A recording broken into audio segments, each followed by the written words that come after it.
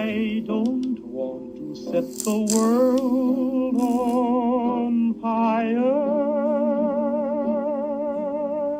I just want to start a flame in your heart. In my heart I have but one desire, and that one is you. No other will do.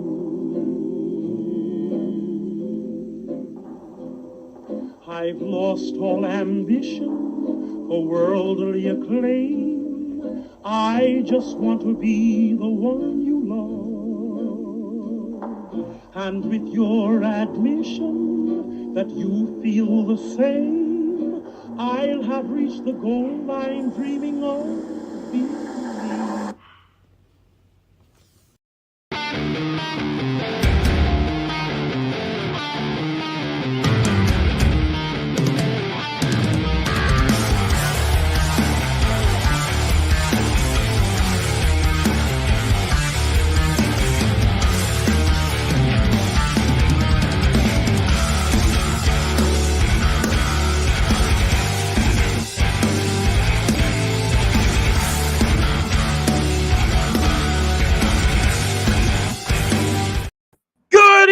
Everybody, and welcome to another episode of the Table Spot here on Monday Night Following Monday Night Raw. My name is Metal Mike. As always, I am joined here tonight with the Alpha Wolf Sean himself and the man with the best beard in the business, throwing up the Dukes to start things off tonight. The man with the best beard in the business, Cam.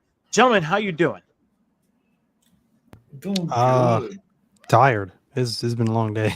Been a long weekend. So, Cam, I feel you. I am too.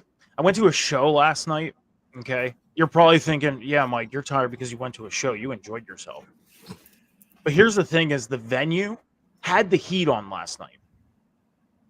The heat, okay? 85 degrees outside. They had the heat on. It was hot. I never, in the 20-some, almost 30 years of going to shows, have I ever had to have a paper towel in my pocket to wipe the sweat off my face. Never. Last night, first time. How pricey were the drinks though? Because I don't drink, Sean. So I mean, I'm talking about like water and stuff. Oh, like $4. Okay, because like if you came to EDC, then you'd be paying $90 for a 6-pack of water. Say what? Yeah, the price list at EDC, all the drinks were like over $1,000 or so. A 6-pack of Smart Water was $90. A pack of Prime was $90. Like so, $15 for a water. No. $15. No. $4 was the price at this venue last night. Even $4, I think, is. See, wild. If I wanted to get high and listen to music, I could just do it at home for free. Like, I mean, you know. Here's the thing, though. If I needed water, I just walked out to the water fountain that was out in the lobby area. That was it. Yeah. Free water, you know. But I feel you, Cam. I'm just alone, tired from last night. It was 80-something degrees out today. And we have Sean here before the show bragging about my air conditioner. It's too cold. Whereas I'm sitting here with a window fan in that's blowing hot air in from the outside and a standing fan that is blowing hot air. So I'm not even cool there.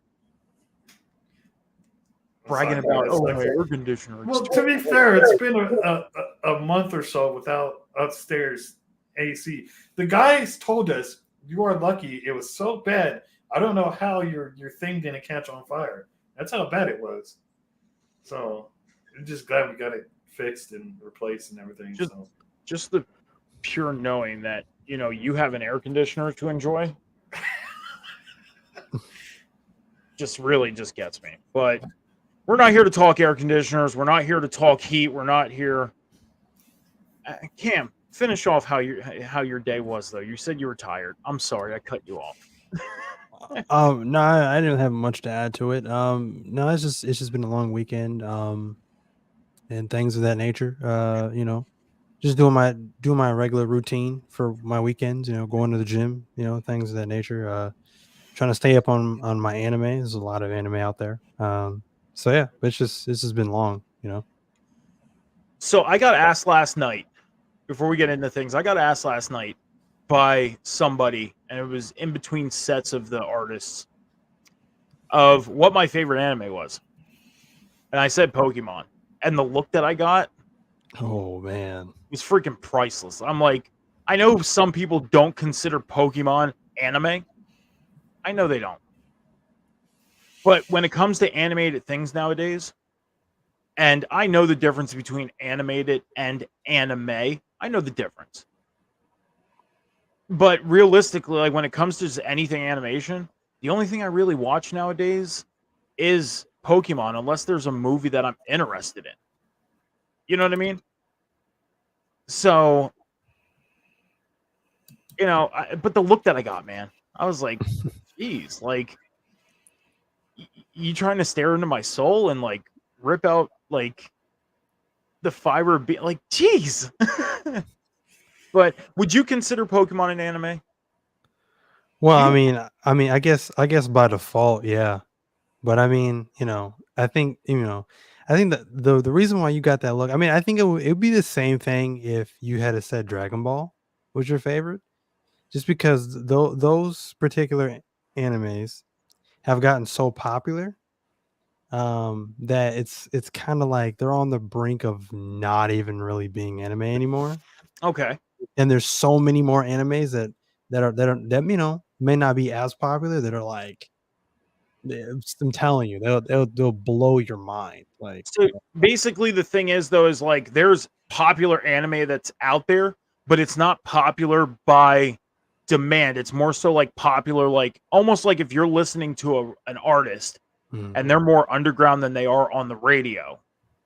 Basically, is that an easier way of putting it? Okay. yeah. So, but that's cool though. Hey, everybody has their thing. I mean, you love anime. Hey, that's awesome. So, Sean, your weekend, how was it? How was your weekend? It was all right. For some reason, I fucked up my sleep schedule. I've been falling asleep at like 8 p.m. and Okay. then waking up at like an hour later. So it's like a little power nap, which I don't mean to do. I just end up falling asleep. I'm like, fuck, I did it again. And I'm up to like 4 a.m, just trying to like either get tired again or like, and then like Sunday always seems like Sunday always lasts 30 minutes, and then it's Monday again. So, but all in all, it was, Welcome to yeah, my life. yeah. I mean, all in all, it was pretty good. This weekend coming up will be a lot of fun. I'm gonna be super tired after this weekend. 3 or 4 wrestling events all together, and yeah, it's gonna be a long one. Well, speaking of wrestling, gentlemen, it was Monday night. It was a go home show tonight of Monday Night Raw. We're going to get into it. It was the go home show to King and Queen of the Ring happening out in Jeddah, Saudi Arabia this weekend on Saturday, May 25th. 1 p.m. Eastern Standard Time is the start time. Tonight they were in Greensboro, North Carolina for the go home show to Monday Night Raw. Now, gentlemen, as I talked to you pre-show, gonna let everybody know that tonight, a little bit of different. We're gonna do the same format. We're gonna run down Raw. We're gonna talk about everything, but we're also going to throw in our thoughts on what we think is going to happen at King and Queen of the Ring with a prediction thrown in there. And yeah, you're probably asking, like, hey, SmackDown still has their side of the tournaments to enter. Well, that's the thing.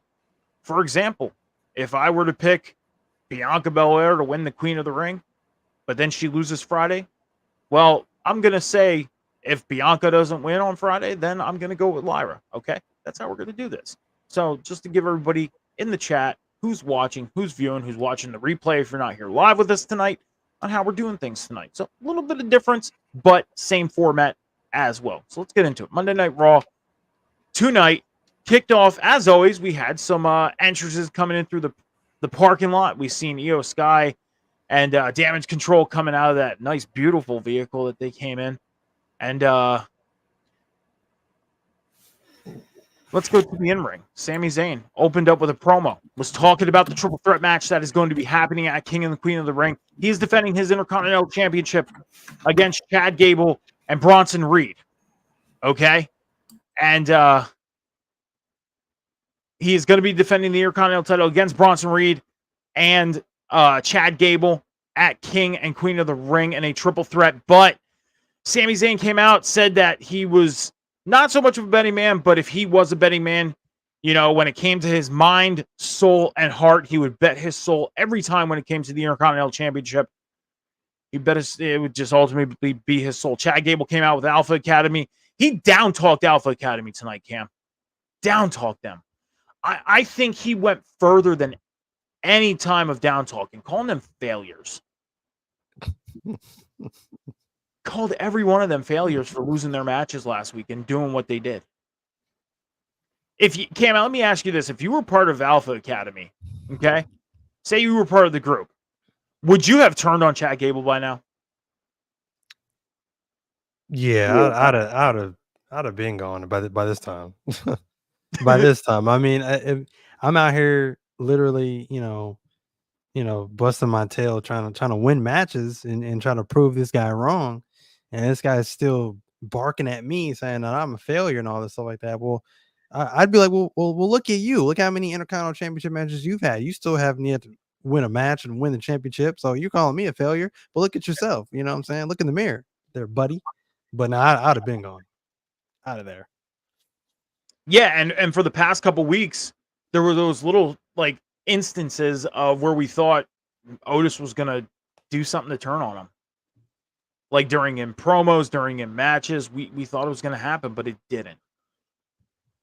But Chad Gable then came out saying that, you know, he's gonna win the Intercontinental title on Saturday. We didn't get Bronson Reed though. I think Bronson Reed might be the wild card at this point. I got a little bit of that feeling that Bronson Reed might be the wild card, dude. But Sami Zayn came out and said that they had a match scheduled for tonight, so we got Sami Zayn and Chad Gable in the ring, 1-on-1. And this match it was a pretty good match.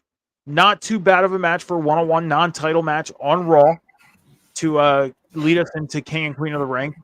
But we kind of know where Otis stands now. Ended up clotheslining Sami Zayn, and Gable ended up hitting what was that, belly-to-back suplex as his finish, bouncing off the turnbuckle and getting the 1-2-3, pinning Sami Zayn.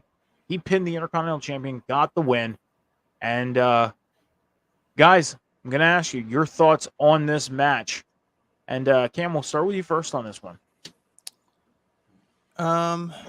While these two, obviously make a good match, they make a good pairing.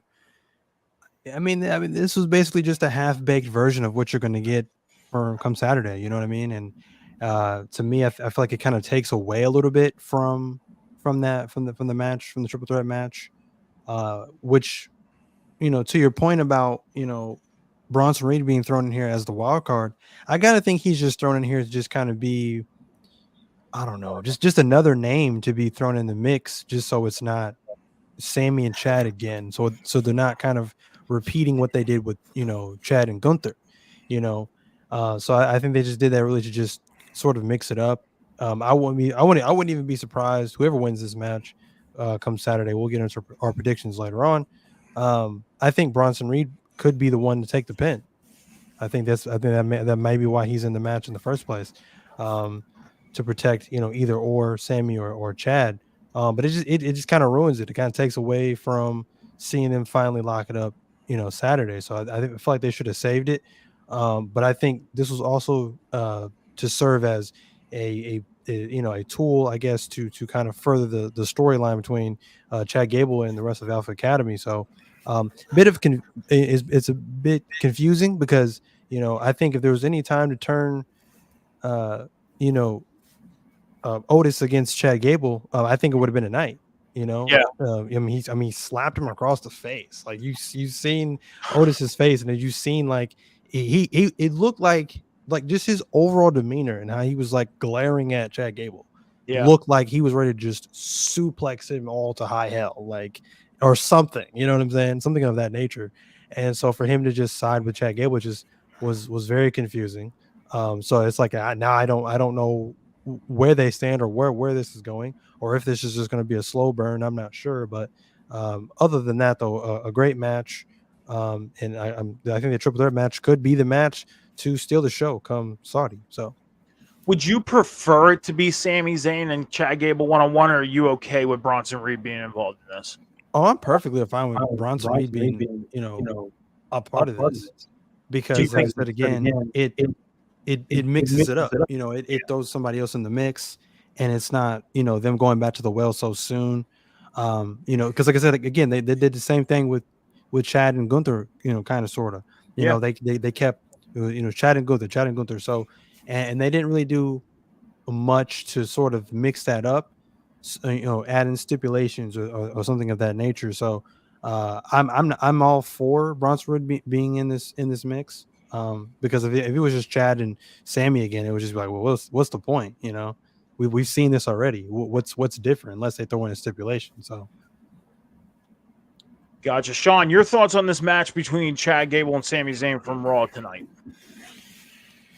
I gotta agree. I think it was good, but yeah, anytime to turn Otis, it'll be now.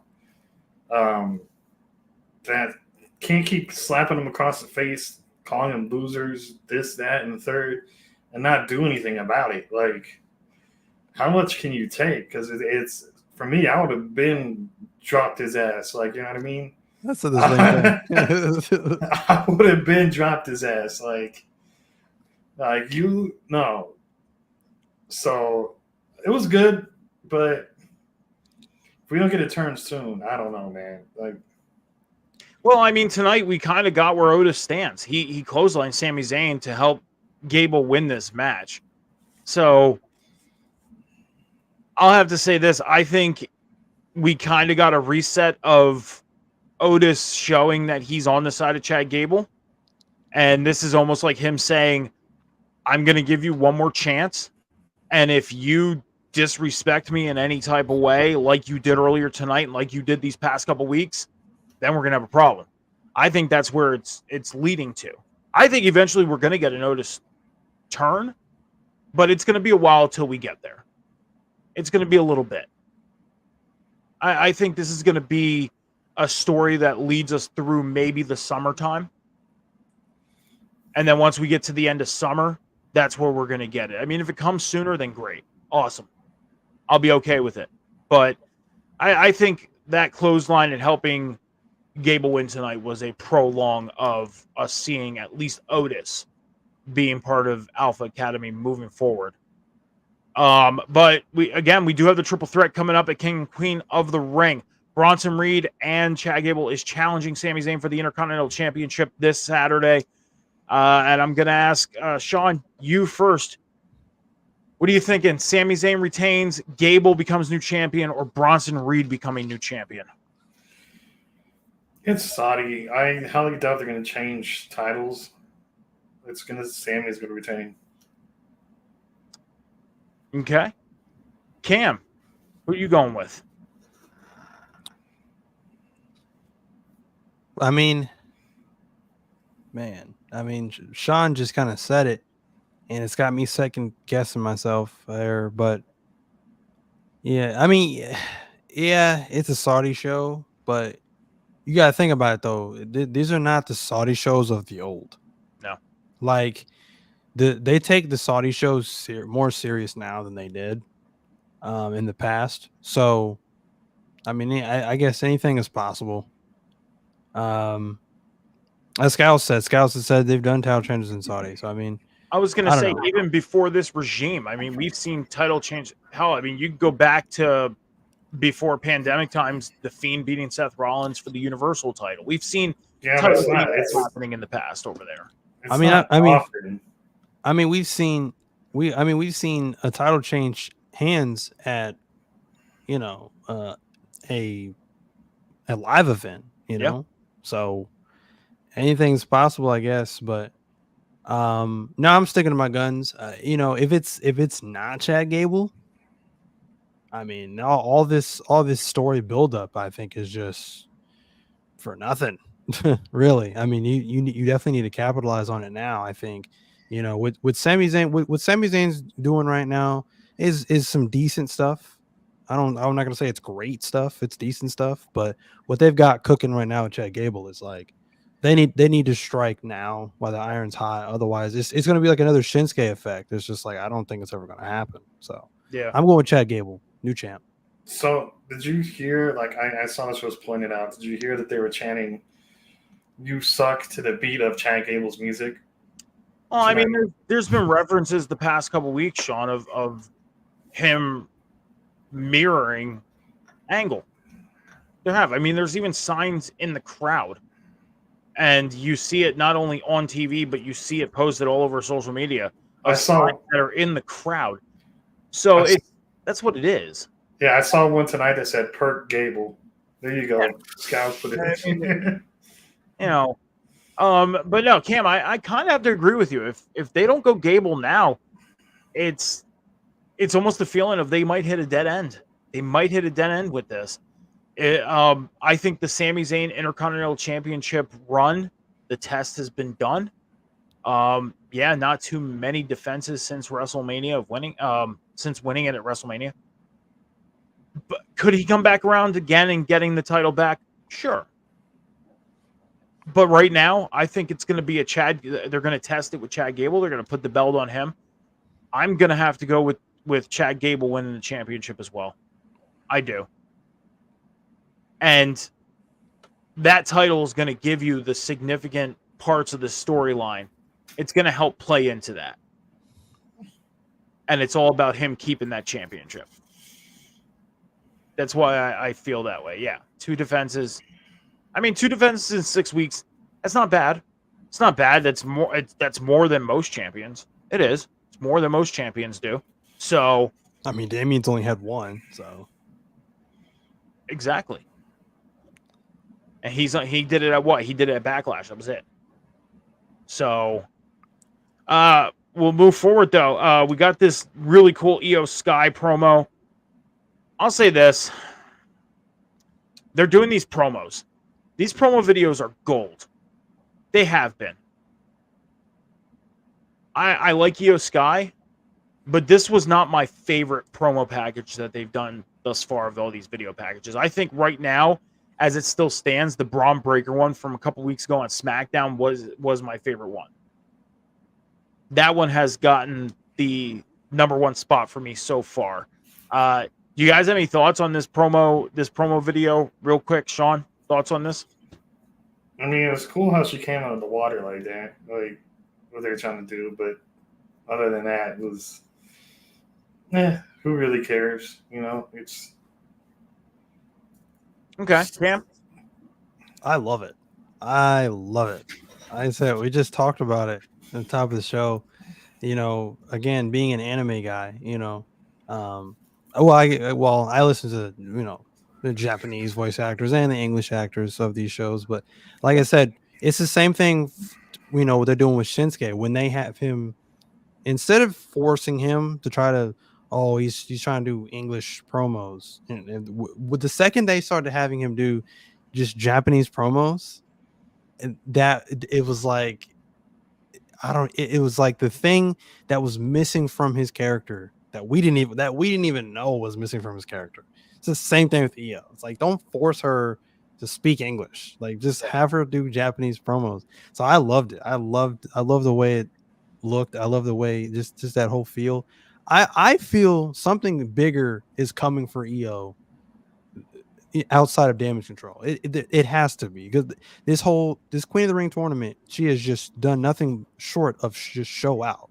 great match. And to me, I feel like she's outgrown Damage Control. Yeah. Like, it's crazy to me how when she was champion, it was like that title was like an anchor on her. But that's because of the fact that instead of letting her shine, she couldn't have shined. She couldn't have been the focus, because the main focus was on Bayley. Bayley is easily more popular. Bayley is the fan favorite, yada yada, such and such. She's the leader of Damage Control. With her gone, now the fan favorite is Io. And I mean, you see what she does in the ring. Like she's amazing in the ring. Yeah. So I feel like a babyface run for her is coming and has to. Yeah, I mean her match last week with Shayna Baszler. Yeah, she faced Shayna last week. That's right. Yeah, it was Shayna Baszler last week. Insane match, great match. Was this week with Lyra. You know, we're gonna get into that in a moment here. But I'm not gonna. It was a great match. We'll get more into it, but it was a great match tonight. She's just put on great matches. But with these video packages, I'll put her at number 2 because it was an awesome video, and I love the fact, again, like you said, you know, not having her to, you know, she speaks English, she does, but they have her speaking in her native language, and they have the subtitles going. It's awesome, great effect, and it has the play in, like you mentioned, with the whole anime thing. Like you have your fans of anime, like yourself, that watches this show. That's the thing that comes to your mind. That makes you pop. And that makes you become more of a fan. It's those little snippet things that help fans become bigger fans because they're digging into something that you wouldn't expect. So, really cool though. But we got Chad Gable backstage. He got asked about Otis's involvement in the match. Got avoided because we got an attack backstage. One of the LWO members got attacked. We didn't know who attacked him. Didn't get told that. And then we went into we're going to get more into this attack because we find out who attacked him. So get more into this attack in a moment. But Braun Breaker heading to the ring to take on Kale Dixon, local person, local talent. Guys, I'm going to tell you this. I had to pull out the stopwatch on this one. I pulled out the stopwatch on this one. Now, Cam, as you know, when I watch AEW Dynamite for the women's matches, I pull out the stopwatch to time the women's matches. Well, I did it tonight for the Braun Breaker match. 1 minute 53 seconds. That's how long it was bell to bell. I'm not counting the attack afterwards. Braun Breaker purely dominated this guy. I mean, hit a spear, went to the corner, pretty much questioned, like, what is this? Why? I'm going to ask you guys, and Cam, I'll start with you. Were you asking the same question Braun Breaker basically was? Why? Yeah, pretty much, in a nutshell. Without him being in the King of the Ring tournament, I guess they're trying to. I guess they're using that kind of like I don't know, an inner storyline kind of thing for him. I don't know. And they're using that for his anger and his drive to just destroy everything in his path. That's fantastic. But I was kind of hoping that with him being left out of the King of the Ring tournament, who knows? I don't know. I'm not the one with the pen in the paper or pencil and pad, iPad, whatever they're writing their storylines down on or booking their matches, however they're doing it. I'm not in control. I'm not writing these stories, but maybe there just wasn't a spot for him because they had it already laid out of everyone that wanted in there. And they said, Braun doesn't really fit this, or, we're going to leave Braun out of this because we have something bigger for him. When he had that whole segment backstage some weeks ago and he was pissed about not being in the King of the Ring tournament and he was meeting in the offices of the GM and things of that nature, I thought, oh, okay, cool. We're going to, they're obviously setting him up for something bigger. They didn't show what was said or the meeting that was backstage because obviously they're keeping that under wraps and they're going to unveil this cool storyline or this cool angle for Braun. If this is it, like, this is kind of disappointing. This is how you kill his momentum 101. You can't keep booking him in 2 minute long matches. Cool. He goes up there, he looks strong, he's super fast, and he's killing these guys with 2, 3, 4 spears, 6 spears, however many spears it takes. Great. That's cool. That's what squash matches are for, to make the squasher look good, look great, look strong, whatever. That's fantastic. But they need to move him on to something else. So when they start building these qualifying matches for Money in the Bank, if he's not one of the people in that, what are we doing with Braun Breaker? Because he's got way too much talent to just be in squash matches or just directionless already. What they're doing with Carmelo Hayes on SmackDown already, like I'm not even concerned that Carmelo Hayes lost to Orton because they've already set him up. They're already planting the seeds. They're already, teasing. There's something there with Bobby Lashley. Will the Street Profits get involved? I don't know. Like, where does that play in?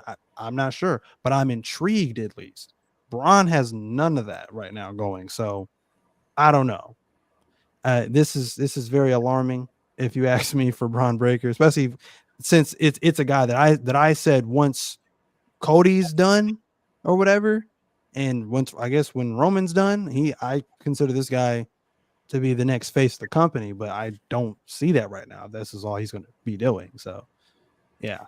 We have a question in the chat. It's literally been 6 weeks. Or are you saying that he's being wasted? Well, okay.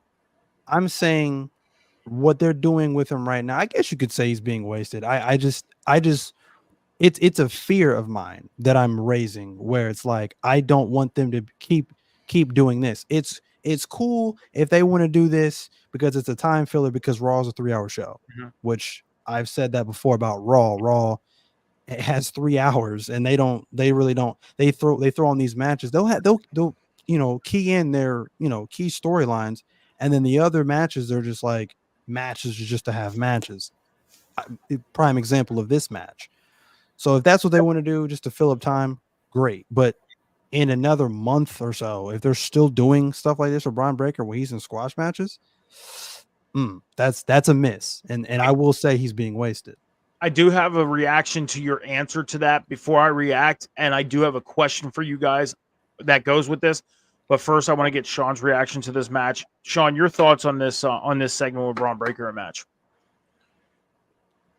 I'm saying they're slow burning him. They're like, I get it. I don't care for the squash matches because we already know what he can do in NXT. We've seen it, but I get it. It's maybe the casual viewer hasn't seen what he's done in NXT, so they're slow burning him. I have to disagree. I don't think he's being wasted yet. Like, I'm going to be very rare and agree with Scowls that I don't think he's being wasted. What I saw tonight, I loved. Is like we pretty much witnessed a damn attempted murder on live TV. That man just destroyed that poor indie guy just trying to get a hot dog and a handshake. Like, you know what I mean? Just trying to get his exposure. That man got just sent to the ER by Braun. And they're building up Braun for this frustrations. I can tell. He's like what Mike said, was like, why am I doing this? Why? I should be in the King of the Ring. Why am I here taking out nobodies, Well, here's the thing is, and this is my reaction to what Cam was saying about Braun Breaker, is I understand where he's coming from. I'm not going to sit and say that they're wasting him, but at the same time, I understand what they're doing with him. I do. Because their focus right now is getting to Saturday to complete these tournaments, for one. Plus, to start getting into their, they're already starting to roll into like their summer storylines to lead us to SummerSlam and everything like that. If you would have thrown Braun Breaker into this tournament, you would have expected the same thing from him. Go into the tournament, dominate. But then we would have gotten to the point of tonight, okay? We would have gotten Braun Breaker and Gunther. That's what we would have gotten for the finals of the men's side. Or for the final for the men's on the Raw side. So my question is would you have wanted to see a Braun Breaker Gunther match on Raw this early in a King of the Ring tournament? Is that something that you would have wanted to see? I don't see why not. Okay. He's not beating Gunther, but see, and that's where I feel like they would hit that wall. Like, I mean, I don't think they would hit a wall because he's losing to somebody like really credible and somebody that they're really putting the rocket on the back too, and that is Gunther. So yeah, they wouldn't lose like the steam with him, but this could be a match that sets you up for something bigger. And almost like, and as it came in the chat, so you would have been okay with Braun and Gunther, but not Ilya Gunther. I'm not okay with either. I just sat here and said that they would have put themselves in a corner and put themselves in the position of giving us Braun and Gunther sooner. So either one of those matches, I wouldn't have been okay with. That's why I understand what they're doing right now.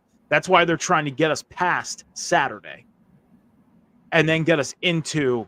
Oh, he was asking you, Cam. But Cam, you said that you wouldn't mind seeing Gunther and Braun. Sean, would you have minded seeing Gunther and Braun this early? That's a tough one because Braun is the type like I know I said I wanted Ilya and Gunther, but that's different because like it's I don't know it certain characters like Braun is that one they're trying to like bring up to like look like a dominant force, and then if you put him against Gunther, you kind of book yourselves into a corner like you said with two dominant forces going at each other. To the point where, like, oh, fuck, well, who are we going to have win? Like, Gunther or Braun? Which one? It'd be Gunther at the end of the day. Yeah. So they booked themselves in the corner. Which ones can we still make look strong in a loss? As opposed to just have someone where they could just, like Jay, he can still, obviously, he'll be fine. Like they did with tonight. He'll be fine after this. Well, so, yeah. They're gonna move forward with Jay like they've been. Right, exactly. So so I think it's best they wouldn't have done that. But Gunther and Braun right now are basically like your future of this company. This is exactly 10 to 15 years right there if they would have been in the ring together. And to get these two, the saying that we like to say, the big men slapping meat, to get these two guys in the ring this early on a Raw and a King of the Ring tournament, and knowing that Gunther would have probably went over, they would have given us, I think, a little too early. But we'll have to see what they do with Braun, because we're getting past King and Queen of the Ring on Saturday. So I'm sure something will pick up with him after Saturday. I'm sure of it. So we'll move on. Speaking of the Queen of the Ring tournament, like I said, we were going to get into it. Queen of the Ring tournament, Io Sky taking on Lyra Valkyria. Before we get into this, I just want to say thank you, everybody, for joining us in the chat. Scals, Will, everybody who's with us tonight watching us live. If you're not watching us live, thank you for watching the replay. We appreciate you. We love you. Make sure that you head over to Rivet City Radio and Off the Top Media's Twitch and YouTube channels. Hit that follow button, hit the subscribe button. Make sure you're checking out all the shows that are going on throughout the network throughout the week. NXT on Tap is tomorrow night after NXT. The Boom on Wednesday night right after Dynamite. We got Friday Night Review on Friday, Boss Bitch Trivia on Thursdays, and we got the Rivet City Red Zone on Sunday mornings. We also got Botch and Chair Shots After Dark, Botch and Chair Shots on Sunday nights, and so much more going on. So please make sure to hit that follow, subscribe button, and turn on your notifications. Check out everything else that's going on throughout the network. Also, patreon.com/Rivet City Radio. Check out everything that's going on over there. Promise it will not break your bank, and you'll enjoy some great content, exclusive content that's going on the network here over on the Patreon. So, gentlemen, back into it. Io Sky, Lyra Valkyria, Queen of the Ring, Raw Finals. The winner of this heads into the Queen of the Ring Finals on Saturday. And like we said, Io Sky having great matches throughout this tournament. Amazing match throughout this tournament. Had a great promo video. We've seen a Lyra... We've seen a hype video for this match before we got the match. Great hype video.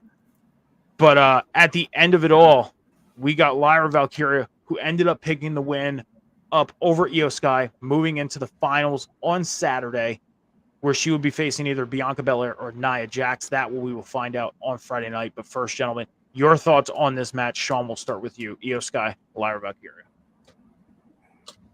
It was unpopular. Probably going to be a popular answer, but it was too long. Way too long for me. Really? Way too long. How so? It felt like, there's like, 5 or 6 commercial breaks? 2. No, it felt longer than that. There It was like at least 30 or 35-minute match. there was like 2 commercial breaks. I swear to God, there was like 5. But anyways, no, it's just for me. It's like my ADHD starts kicking in, and then I fucking like lose focus on the match. But no, I'm not saying the match was bad. Don't get me wrong. It was great. It was just too long. It was like I don't know. Like I said, it felt like there was 5 commercial breaks. Maybe you're right. There was probably 2.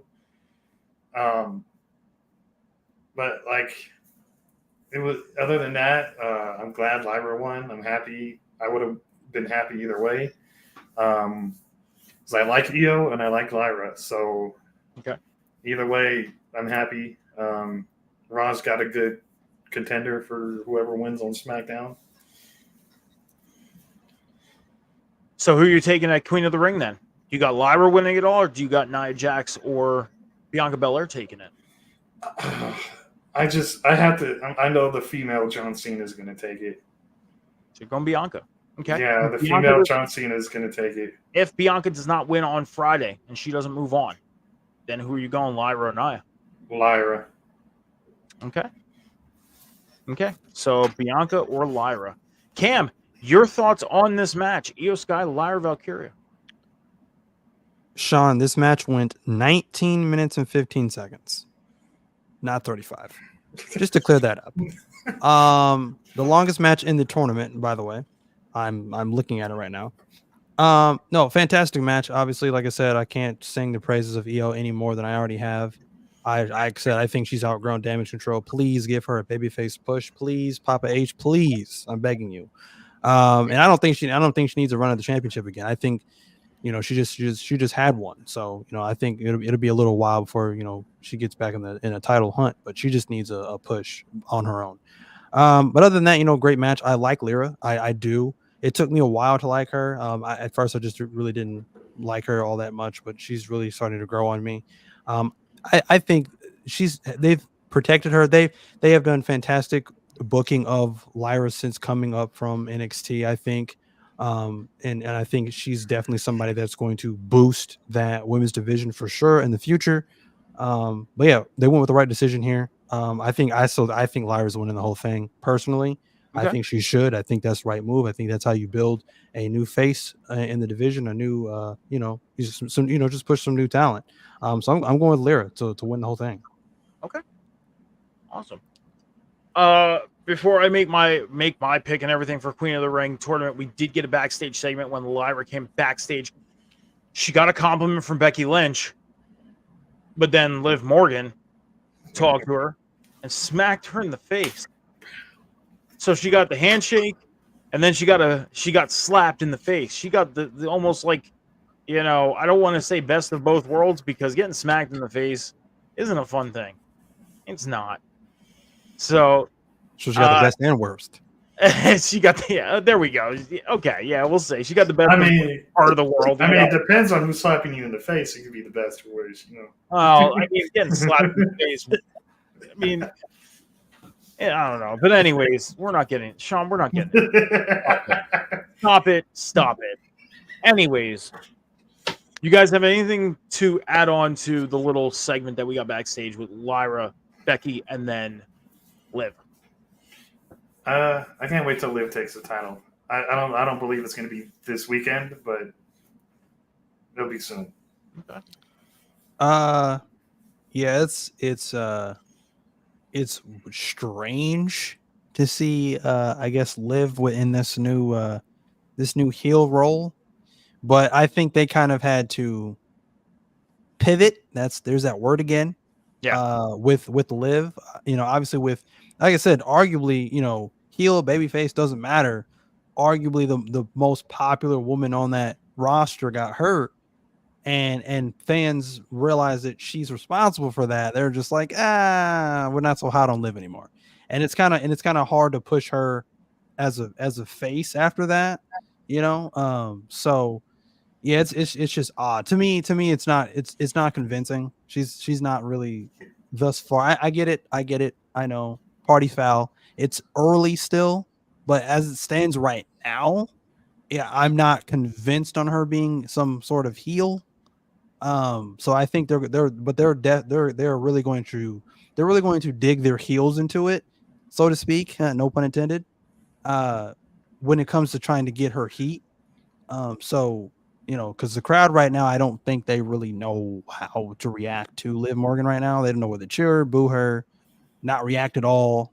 I don't think they really know. So yeah, There was a tease at the beginning of the show too. Her coming out of Judgment Day's car. Well, I was gonna say, like, you got to remember going back a few weeks ago when Rhea was still there. She said to Rhea that she is going to take away everything that Rhea loves. Everything.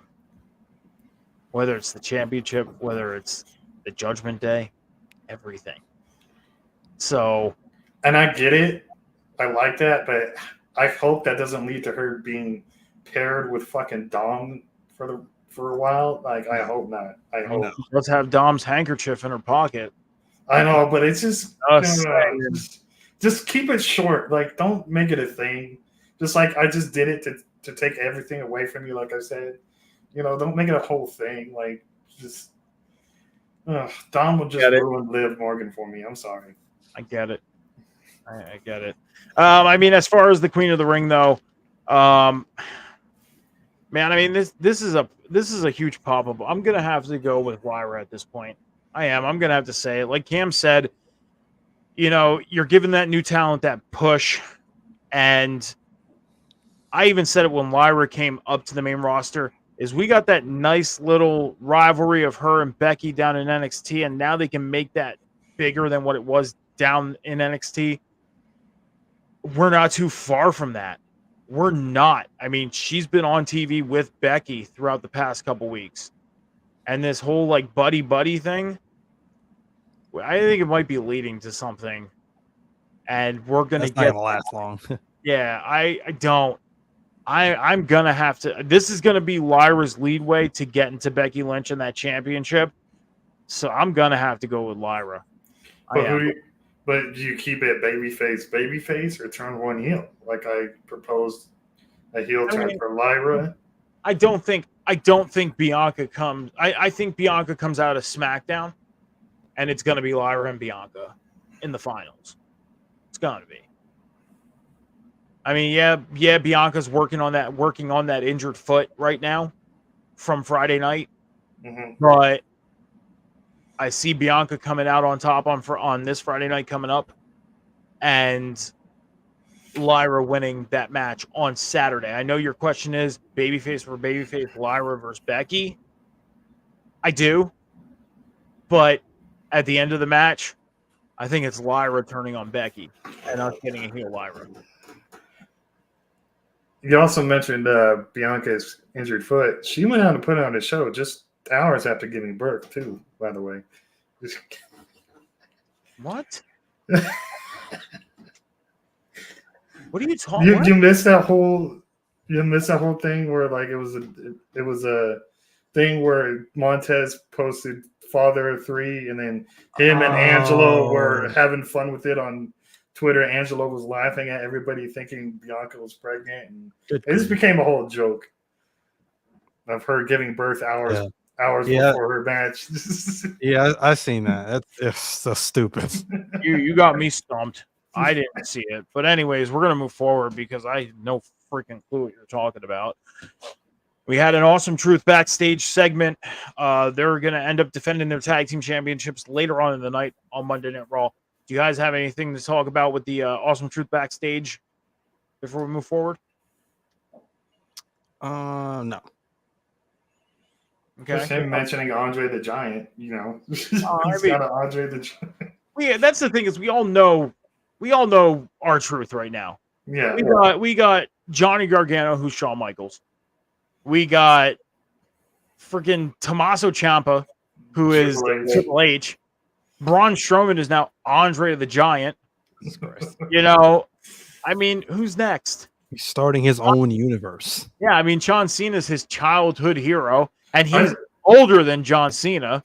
I think our truth is just casting like a WWE movie in his head. Like This is who's going to play who. You know who I blame for this? You know who I blame for this? Little Jimmy. I blame Little Jimmy. It's all him. That's it. Can you imagine R-Truth makes a movie and Little Jimmy's just narrating it? And the WWC superstars is like Braun is Andre, and just obviously. See, and that's the thing. It's been a long time since we got a WWE film. It has been. It's been a very long time. Yeah. So, could I see it being a WWE film? Maybe. But I mean, it'll be a pretty nice comedy, like family comedy. Could I see R-Truth going out and doing it independently? More so? Yes. Yes. Yeah, I could. And then we got Ilya Dragunov backstage with his promo. He got cut off by Ricochet. And then Braun Breaker continued his tear. And he speared Ricochet. Now, I know, Sean, you're probably going to bring this up. Ricochet again. Different, look and everything like that. Man. Cam. I had to pinch myself when I asked myself this question. Is I think Sean's making sense of something here. Of us getting a different Ricochet. Okay? So, don't get too excited, Sean. Relax. Take your hand down from your ear. Don't record me like, you're going to post me on social media saying this. Like, you got, like, a big clip and something here.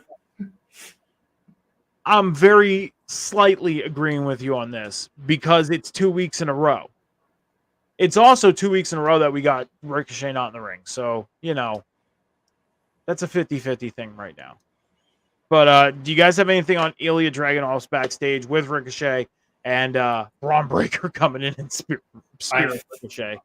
I think this might set up for Braun and Ilya as their his first, Braun's first major feud. Okay. Because if we go down later, they're in the doctor's room and you see Ilya just seething, just So we might get until obviously Ricochet's injured or hurt or from that spear, we might get Ilya and Braun. So I can agree with you to a small extent with that. I can see Ilya and Ricochet maybe having a little, fit with each other on who gets to go after Braun, but then we ultimately get both of them getting a chance at Braun. Just to give Braun that little bit of more of a challenge in the ring. Well, yeah, I was saying Ilya should go first to have Ricochet sell that a little bit, and then keep a week or two, yeah. Keep the little firework. I'm not going to say rocket because they don't really have a rocket strapped to Ricochet so much like they did before WrestleMania. But the little firework that's just helping Ricochet kind of take off. Sparkler. And I'm very sad about that too. I'm sorry, Cam. 1 second real quick. I'm very sad about that because I'm a fan of Ricochet. I'm a huge fan of Ricochet, and I wish they would do something bigger with him. I do. When he won the Intercontinental title 2.5 years ago, I was like, finally. This is awesome. And then he dropped it to Gunther not too long after. So I really wish they would do something bigger with Ricochet. So, Cam, do you have any thoughts on this, though? Braun and Ilya? That's a hard pass. I can't. That's such a bizarre pairing in the ring. Maybe. I don't know. Didn't Ilya beat Braun for the NXT title, though? If I'm right on that? Am I correct on that? Did Braun beat you talking? Ilya beat Braun for the NXT title, didn't he? Or was it somebody else? You got to remember, I'm just getting back in NXT. I think so. Did he, or was it Carmelo he beat? Oh, no. Carmelo beat Braun. That's right. You're right on that.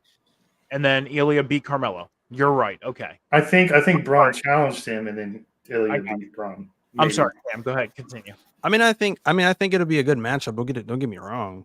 Braun and Ilya. I don't know.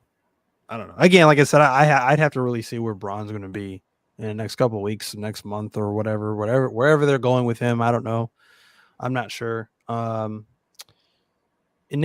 Ilya and Ricochet, to me, I don't know why that sounds a little more intriguing to me. So yeah, I don't know. We could realistically put Ilya in there with anybody, and it's going to be an awesome match. As far as Ricochet, but I guess doing this hard reset or repackage or whatever he's going through right now, I'm still sticking to my guns and saying that it's not going to be that. Maybe, but if it is, cool, I'm intrigued. And let's get this ball rolling. Let's see where this goes. Obviously, they weren't just having him pick up steam before WrestleMania for him to do nothing other than win the Speed Championship. Yeah. I mean, so clearly they're going somewhere with this. So I hope you guys are right. Would it be fair to say that Ilya and Ricochet intrigues you more because of the work that they do in the ring? Like we would get a very, very good great entertaining contest between these two. Oh, absolutely. And it's not me, necessarily, talking down about Braun's work right now. But again, like I said, you're putting Braun in these squash matches and things of that nature. Yeah. But if you, like I said, again, that my opinion on that can easily change if you build a story where I'm like, okay, now I'm invested because I don't know where this is going. I'm completely confused, if you will. Like I don't know where this is going. So they could easily do that within the next couple of weeks, and I'd be like, okay, let's see where this goes. Because I still think, they'll definitely put on a great match, but just based off of the work that Ricochet's done thus far up to this point, and what Ilya's done just his short period of time being on Raw, I'm like, you put them, both of them are red hot right now, if you ask me, and you put them in the ring, I'm regardless of what the story may or may not be, I think it'll be a great match. All right. We got Gunther cutting a little promo in an empty arena earlier in the day. I'm going to say this. I know this is probably a weird thought, but what I got from this promo, because he was talking about his match with Jay and King of the Ring, all that stuff. That's what he was talking about. What I got from this, though, that visual was, in a little bit, this arena is going to be filled, and it's going to be because of me. So my question for you guys with my thought on that visual is if Gunther was coming to your town, is he the one that's making you buy a ticket to that show? Is he one of the main attractions to have you buy a ticket to that show? Yes, sir. King Gunther, the King General. I don't know. That's tough. Sure, I guess. He's one of them. I don't think he's the main reason why. Well, I was going to say at least one of the. I should have corrected myself. At least one of the attractions to, throw your money down on the table and say, "Give me a ticket, give me a seat. I want to see Gunther and X, Y, and Z." Yeah, for me, I have to say he's one of the attractions for sure. That's fair. That's fair. Do you guys have any thoughts on this one though? On this little promo that we got from him? Well, it's not much there. Other than the fact that he's just once again he's just establishing his dominance that we already know that he possesses. We'll get into the match with him and Jay later in the program, but like I said, just good stuff from him. And like I said, I think 2024, I think it's just going to be his year, period. So good stuff from Gunther.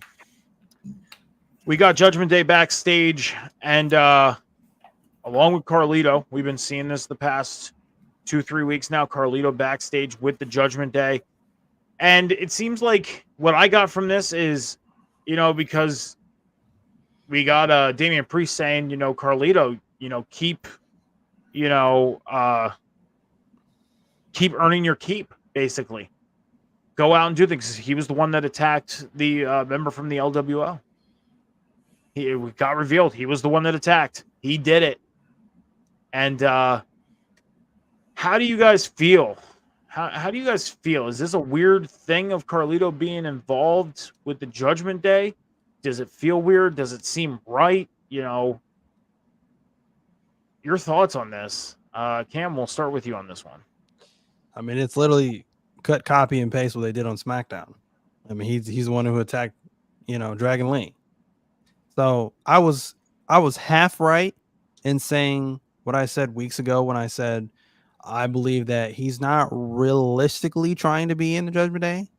And I mean, I could get. I mean, who knows? I could still be wrong on that half of it. I guess maybe he is doing all this so he can get in the good graces of the Judgment Day and get a Judgment Day membership pass. I don't know, but I solely do believe that he's in this for some underlying reason that they haven't revealed to us yet. A championship, something.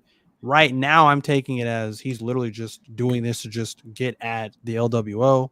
He's mocking them, he's taunting them, and any chance he can get. So the next group, the next, I guess big faction, in the rosters or in the company, I guess, will be the Judgment Day. So I was like, oh yeah, let's team up with them. Oh, Dominic, he has a history with Ray. Yeah, I'll team up with Dominic just to get back at Ray in the LWO. So yeah, it's the same thing they did on SmackDown. Now he's attacking Cruz del Toro.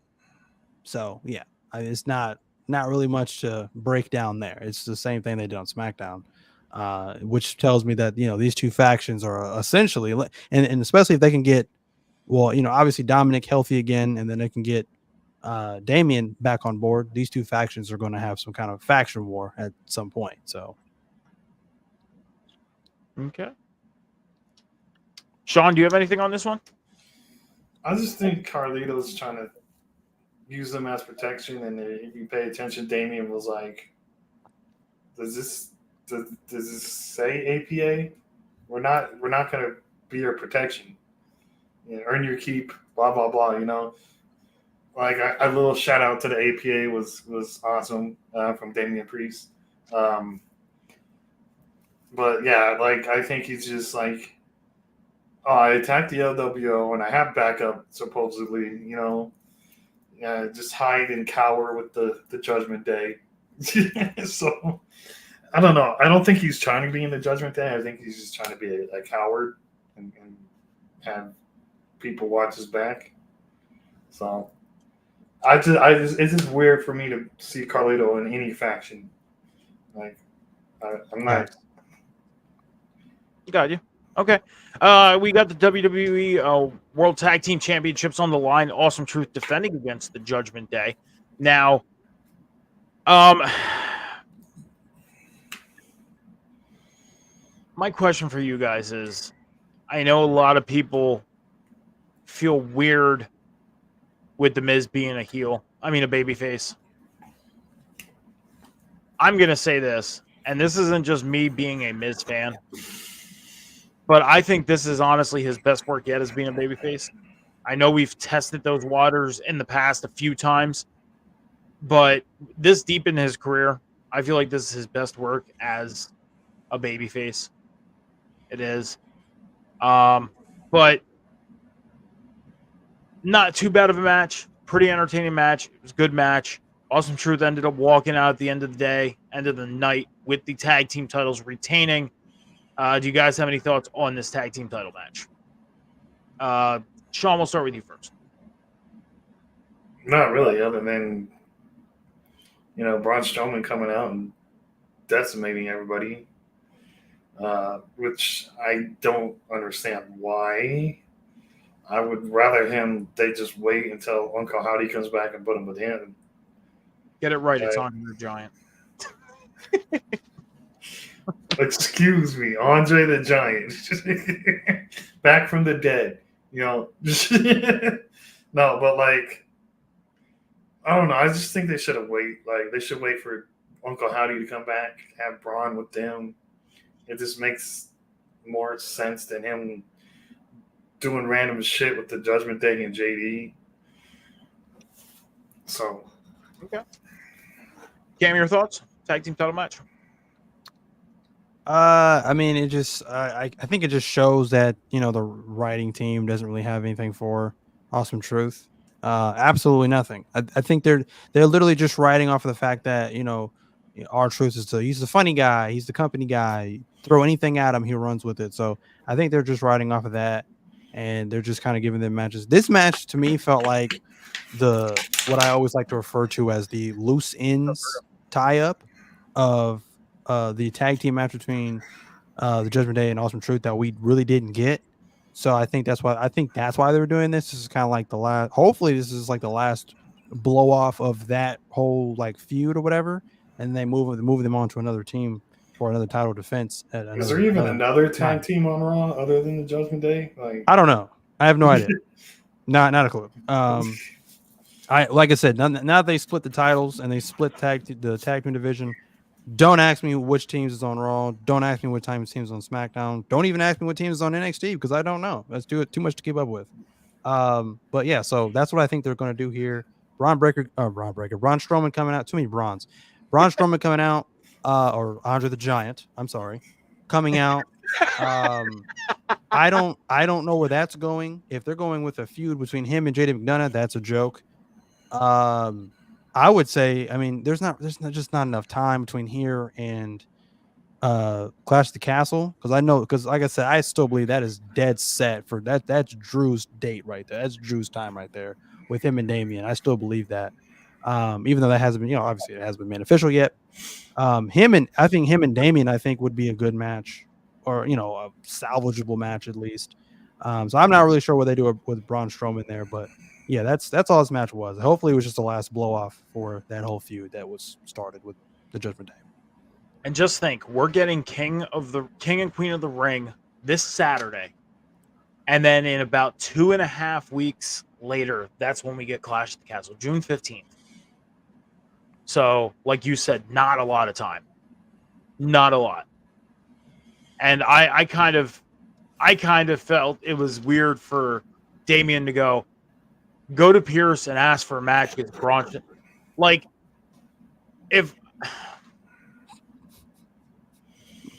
when JD McDonough first came in, I thought we were going to get a more serious, a more like very hard to describe what type of JD McDonough. I didn't think we were going to get this type of JD McDonough. I didn't.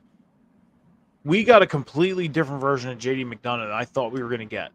Because when they started him off coming in, creeping around, watching the Judgment Day from afar, the parking lot, backstage, all that stuff.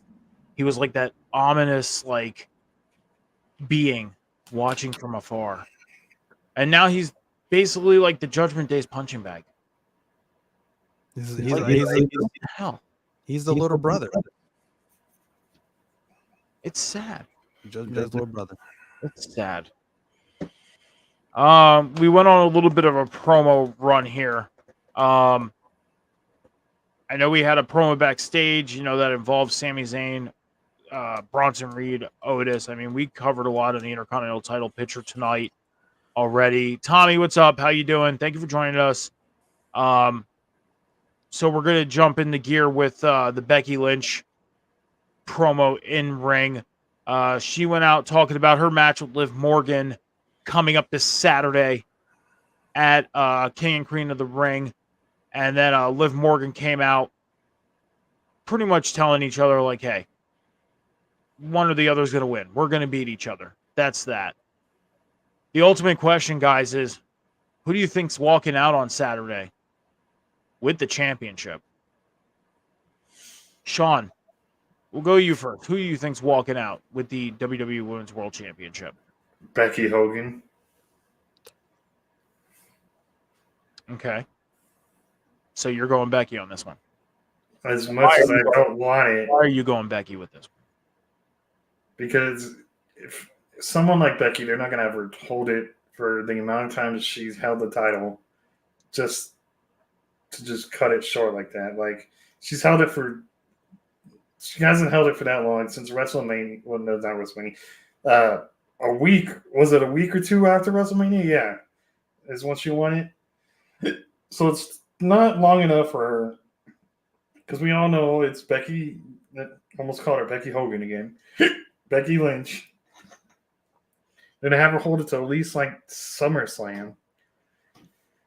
And then maybe if Rhea's not back by then, Liv taking at SummerSlam. I don't Rhea's know. going to be out for a while, dude. Yeah, Her injury is pretty serious. She's going to be out a while. She's not going to be back by SummerSlam. yeah. So Liv might win it in the summer. Who knows? But you never know. Becky can surprise us. You never know. Cam, your thoughts? I'm sorry. Did you say SummerSlam? I hope not. That's way too long. No, thank you. Absolutely not. I'm not even the fan. I'm not even the biggest fan of Liv Morgan. Just get the title off Becky, please. God, this has got to be her worst reign ever. It's just boring. I'm sorry. It's so boring.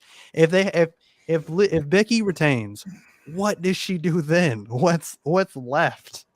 I get it. They added some pieces to fill out the depth problem with the Raw women's division, but even then, it's like, what? You have Lyra, in the ranks, but even then, it's like, I don't know, because I don't want Becky beating Lyra. I just don't, and I don't want Lyra winning either because I think it's too soon. So what do you do? So we could propose this: Liv beats Becky soon. That gives Lyra the opportunity to win. Maybe it'll be Becky turning on Lyra. Or, oh God, since we're worried about the fact of who turns heel, Lyra or Becky, you keep both of them babyface. You put the title on Liv, who is the heel right now, and you get Lyra babyface, Liv heel. There's your problem solved. This is tough because my gut is telling me Becky's going to retain, unfortunately. But you just said the key word is it's sadly enough we're like sitting here like, oh, this storyline, like it feels like it's not going very many places, but yet the word tough just came out of your mouth. That stinks. This is what I'm going to do on Saturday if their match isn't when I'm at the women's show. If Becky retains, I'm gonna put that little Hogan TNA entrance video meme that's been going on around on Twitter and just post that. Just like you would. And be like, that ain't gonna work for me, brother. Like, put Liv Morgan over. That ain't gonna work for me, brother.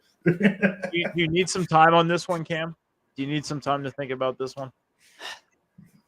I know this is a mistake, but I'm gonna say Liv. I'm picking Liv to win the championship. If she doesn't, let's not do Liv Becky again until Becky loses the championship to somebody else. Yeah, and then Liv goes for the title again. Please, I don't need to see this more than once. We already seen it. They've already fought twice when Becky was champion. 2 years ago, or whatever it was. Yeah. We don't need to see it 2 more times. That would be 4 times in like 2.5, 3 years. No, it's got to be Liv. If it's not, again, it's the same thing with Chad Gable. If it's not now, when? So it's got to be. I'm going with Liv, and I know that's a mistake, but yeah. I gotta go Liv on this one as well. Because like we said at the top of the show, a lot of the I mean, there have been title changes in Saudi before, but this is a new regime. I think they're going to do everything in their power to make this show more important than some fans feel like it's going to be.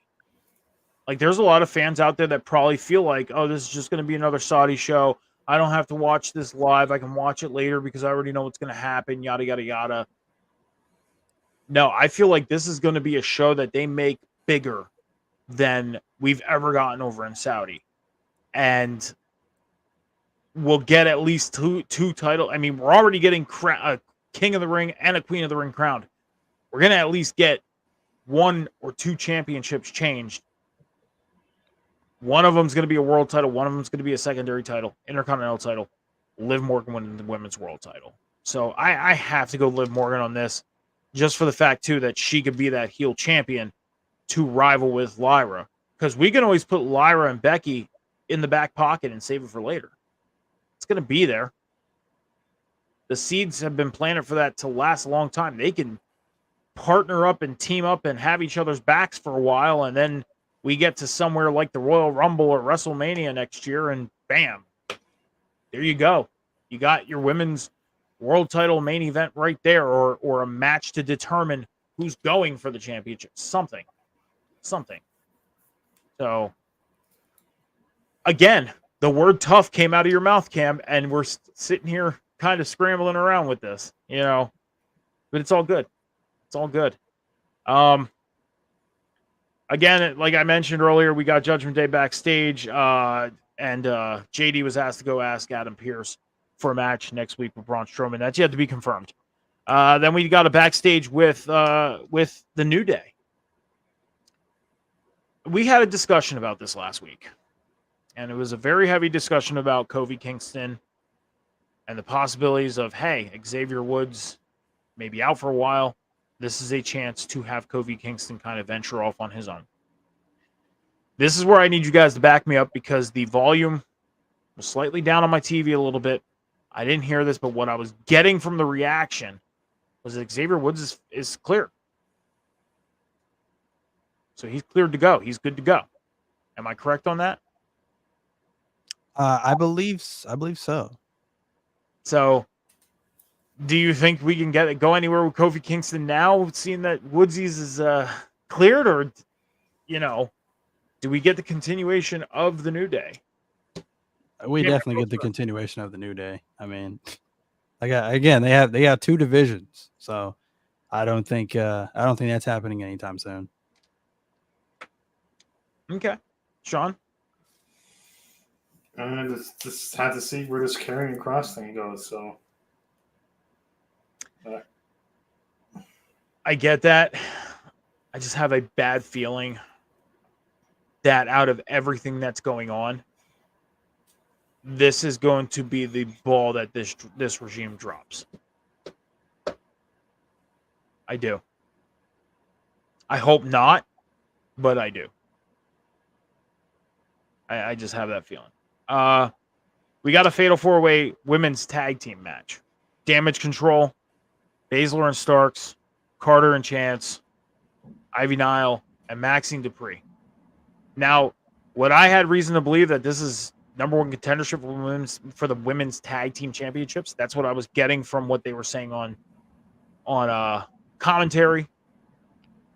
I'm hoping we can confirm this sometime soon. But anyways, not a bad Fatal 4-Way match. It was some great work. I got to say this right now. Maxine did some good work in this match tonight. Applause her. Carter and Chance, they showed up. They showed off. Some crazy stuff from them tonight. But Shayna and Zoe ended up getting the win on this one at the end of the day. So, guys, your thoughts on this Fatal 4-Way women's tag match? Cam, we'll go with you first. I mean, again, I used to be pretty big on these multi-person matches, but just seeing a surge and influx of all of these multi-person matches kind of soured me on it just from seeing it so much. Some are good, some are great, some are just downright awful. This was kind of in the middle for me. Not awful. Maxine is definitely improving. I think she's taken the criticism and I think she's using it to get better. I think just even her selling and just from her being downright just flat out put down by Chad Gable. Her facial expressions, her body language, it's telling a story. So I think even just that alone from outside the ring, her storytelling is just great right now as well. So I think she's definitely improving. And not even slowly, but like very, very quickly. She's starting to really pick up steam here. So I'm definitely liking to see that. I'm all about progression of these in-ring talent. So it was an okay match. I definitely think Shayna Baszler and Zoe Stark were the right move to win, right choice to win here in this match. Katana Chance and Kaden Carter. It's funny again. That's a team that I think is really good. I think they're really athletic, but again, that's just all they are. You don't see any backstage segments with those two.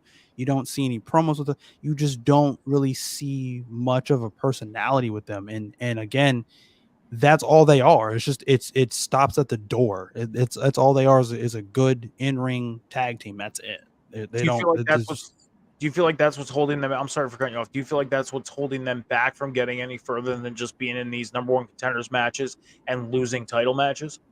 yeah, they're just there. They're just another team to throw in the mix. They just don't have anything going for them right now. And I think they can. I think the WWE or the writing team, whatever you want to call it, can do a little better at showcasing who they are, and really trying to get them some catchphrases, something to get the crowd behind them. Yeah. Because I think they have a lot more to offer, but right now it's like they're just a good tag team, and that's all they are. I do want to mention this too, the fact that Sonya Deville returned. Yeah. And, I'm gonna and say that. and I'm not, and again, I'm definitely not never have been the biggest fan of Sonya Deville. I usually like to say this about Sonya Deville is that she's like unseasoned chicken, right? Because she's just bland, right? She always has been. She used to come out and she'd have the braids and the MMA shorts and the boxing gloves, and that was kind of her thing. And not really original, but that was kind of her thing. Once they stripped that from her, she just became really, really, really bland. So there's no real character for her right now. Now they had this backstage segment with the winners of this match, and I'm like, I don't know where that's going. Put her with them. Yeah. Put Yeah. her with That was them. my first thought. That was Why not? What Um, what else are you gonna do with her? Nothing, probably. And Sean, before we get your thoughts on this real quick, I just want to feed off of what Cam just said. I agree with you on the Sonya Deville thing. I do.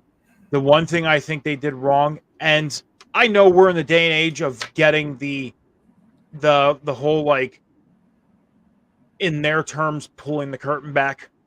You know what I mean? And being able to see the outside life of WWE superstars. I get that. Sonya Deville, and this is nothing against Sonya Deville at all. Nothing against her at all. But her character, like you mentioned, was so badass. And then we started seeing the stripping down.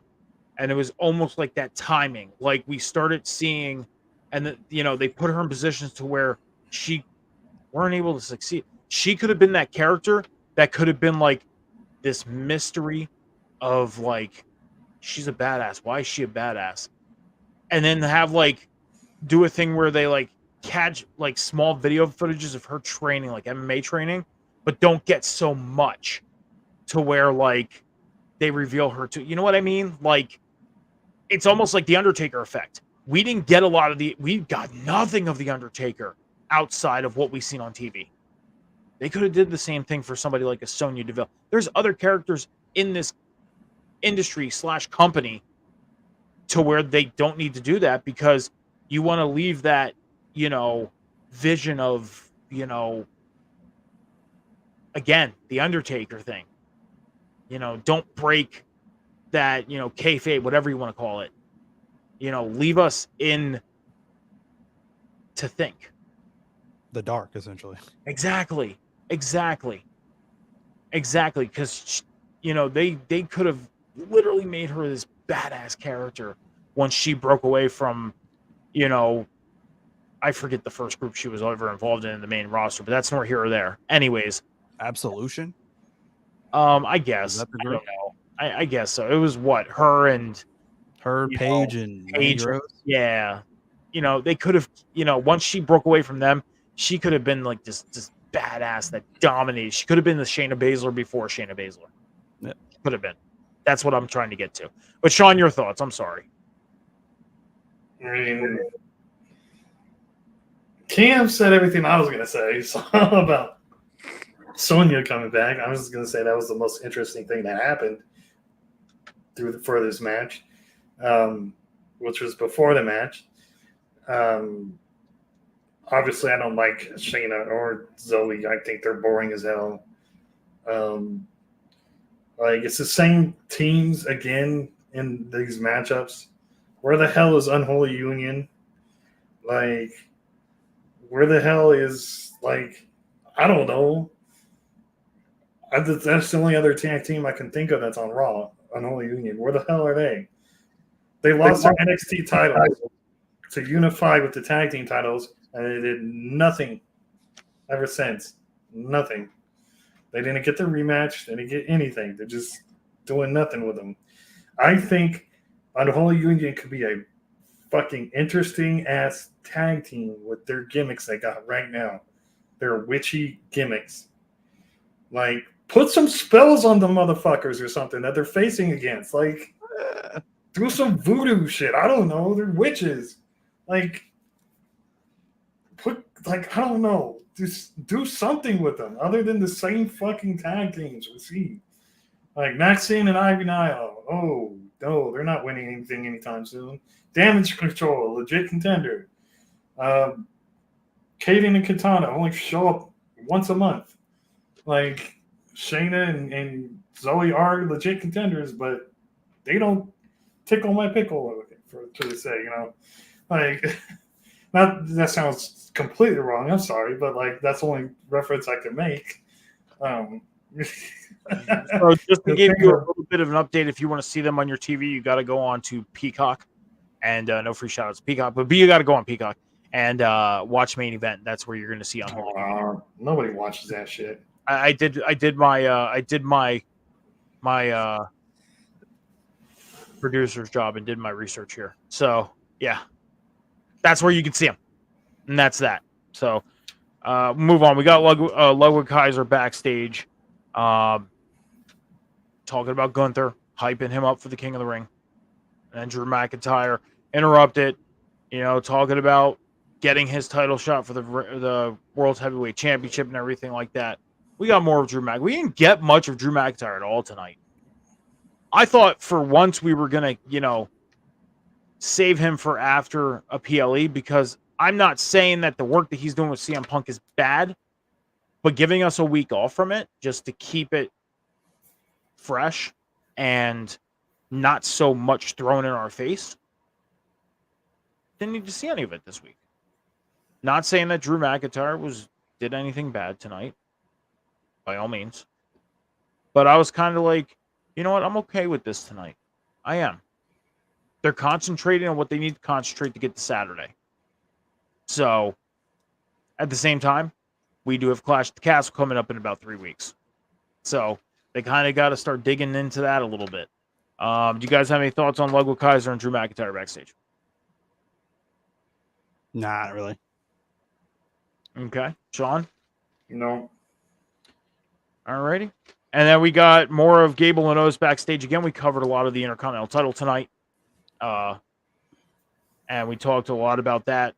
So it was pretty much. But who was Gable with, other than Otis? Backstage. The Creed brothers. So our little theories we started weeks ago starting to make some traction now. Dun, dun, dun. Creed brothers seem to be liking what Chad was throwing down. You know what I mean? Like, I want to see them do something with Chad Gable before I'm fully sold on it. I do. We talk a lot about it. Now they got to be about it. Don't talk about it, be about it. Exactly. At this point, I don't want to get my hopes up for something that may not happen. Yeah, we've seen him on our TV. Great. Now do something with it. Online. That's that. That's what I want. I want them to do something with it. I don't mind talking about it because it's a great, I hope this happens. Let's make this happen, Gable with the Creed brothers and yada. I'm going to sit here and say the same thing every week. At this point, I'm like, you know what? I'm not going to say anything about it because I want them to do something with it. You showed it to me tonight. Awesome. Thank you. Do something. Till they do, I'm not getting my hopes up about it anymore. I'm not. Because you can put the seed in the ground, Sean. But it's all about who's going to pour the water on the seed to make it grow. Yeah. You know what I mean? That's just like we're getting all these QR codes. Okay? We're getting all these QR codes, and it's been awesome to see these QR code build. Okay? At some point, they're going to have to do something. Which they are. But are they going to get to the point where people are going to stop caring? That's what scares me the most. Because, and, you know, obviously we're going to have a new main character to that story. Okay? You're giving us a lot for only giving us, you know, you're giving us a lot with these QR codes and giving us a lot of, like, you know, figuring out puzzles, watching these ominous videos. You know, tonight we got, you know, coordinates revealed and all this stuff. But at some point, and you know this very well, Sean, that there are going to be fans out there that are going to sick of getting them and want them to finally do something. Give me something other than this. I'm not one of them. I'm not, because I like what they're doing. I do. But I'm afraid to see what social media is going to be like in the next month if this is all we're going to keep getting. Okay. Same thing with Gable and the Creed brothers. You planted that seed tonight. Who's going to pour the water on there for that seed to grow? Because right now, it's all we got was a visual. They can completely scratch this in the next week or two and say, you know what? We're not going to go this way. We're going to continue going this way. They could. They could. This regime has been great with what they've been doing. It has been. But I don't want to put the whole thing of all good things come to an end. I want to put the thing of they can also drop the ball on things. It can happen. You know what I mean? So give me something before I get fully excited about this. King of the Ring tournament finals for Raw. Jey Uso, Gunther. We got a cool promo thing with Jey Uso backstage. Led him to walking out to the ring. And then we got the match. Gunther, Jey Uso. Super physical match. Jey Uso's chest at one point, as always in Gunther matches, beat red. Beat red. There were points of this match where we thought Jey Uso was going to win this match. But ultimately, at the end of the day, Gunther ended up getting the win. He is heading to the finals of the King of the Ring on Saturday in Saudi. Gentlemen, your thoughts on Jey Uso and Gunther. And then, who do you got? Do you got Gunther winning? Or do you got Randy Orton or Tama Tonga? Because Tama Tonga is taking on Randy Orton on Friday night to determine who takes on Gunther. Sean, we'll start with you first. See, I was going to say if Jay won, I'm going to go King Tama, you know. But ultimately, I'm having Randy beat Tama Tonga. Okay. And then obviously losing. And I really hope Sammy doesn't watch this on her free time. Losing to Gunther. And we're getting King General Gunther. Okay, so you're going Gunther for King of the Ring. Yes. Do you have any thoughts on his match with Jey Uso, though? What'd you think of the match tonight? Brutal. Jay took a beating. That chest, oof. I hate to see the pictures afterwards, you know. He had like a laceration down his chest. I was like, I would never want to face Gunther in a ring ever. Like, if I was a wrestler and they put me on the card and they say, "Oh, you're facing Gunther," I'd be like, "Can I just job to somebody this week? I'll do the job to anybody else. I ain't facing Gunther." Like, I don't care if it's for a world title or anything. I'm scared of Gunther. No. So speaking of Gunther's chops, I don't like to. I'm not really one to tell other people's stories, whether it's a wrestling star, a movie star, a famous musician, or if you guys told me a story, I'm not a big fan of telling your guys' story because it's your story. But Mark Henry, we all know who Mark Henry is, world's strongest man. He tells a story about a match he had with Ric Flair in the past. That Ric Flair has one of the hardest chops. Just so much that the one night he felt like he had like blood coming out of his pores. That's how hard Ric Flair was hitting. So I'm wondering if that's what people feel like when Gunther hit him. Yeah, I don't want to get chopped. I kind of do. I kind of want to get chopped by Gunther. Sick Just to fuck. see. I do. I want to kind of get chopped by Gunther just to see. The only way I would get Not for chopped, free. the only way I would get chopped if my ring gear had if I was wearing a shirt as part of my ring gear, or like what Roman used to wear or something, like vest some stuff? protective covering. Because no, Cam, not for free, but here's the thing. And I'm throwing this out there. Gunther, I'll let it happen. But here's the deal. A free front row ticket to a WWE show. Okay? One voucher for something from concessions and a t-shirt. I'll be happy. the one person I would let me chop, I'd be happy. the one person I would let me chop though, is Mel. I would let Mel chop me, Thunder Rosa, because I know she does that. I'll let her chop me, but Gunther, Cam, your thoughts on this match tonight, and who do you got for the King of the Ring? Again, like I said, another brutal beat down by the Ring General Gunther. Like I said, I think he's winning the whole thing. This tournament is tailor made for somebody like him.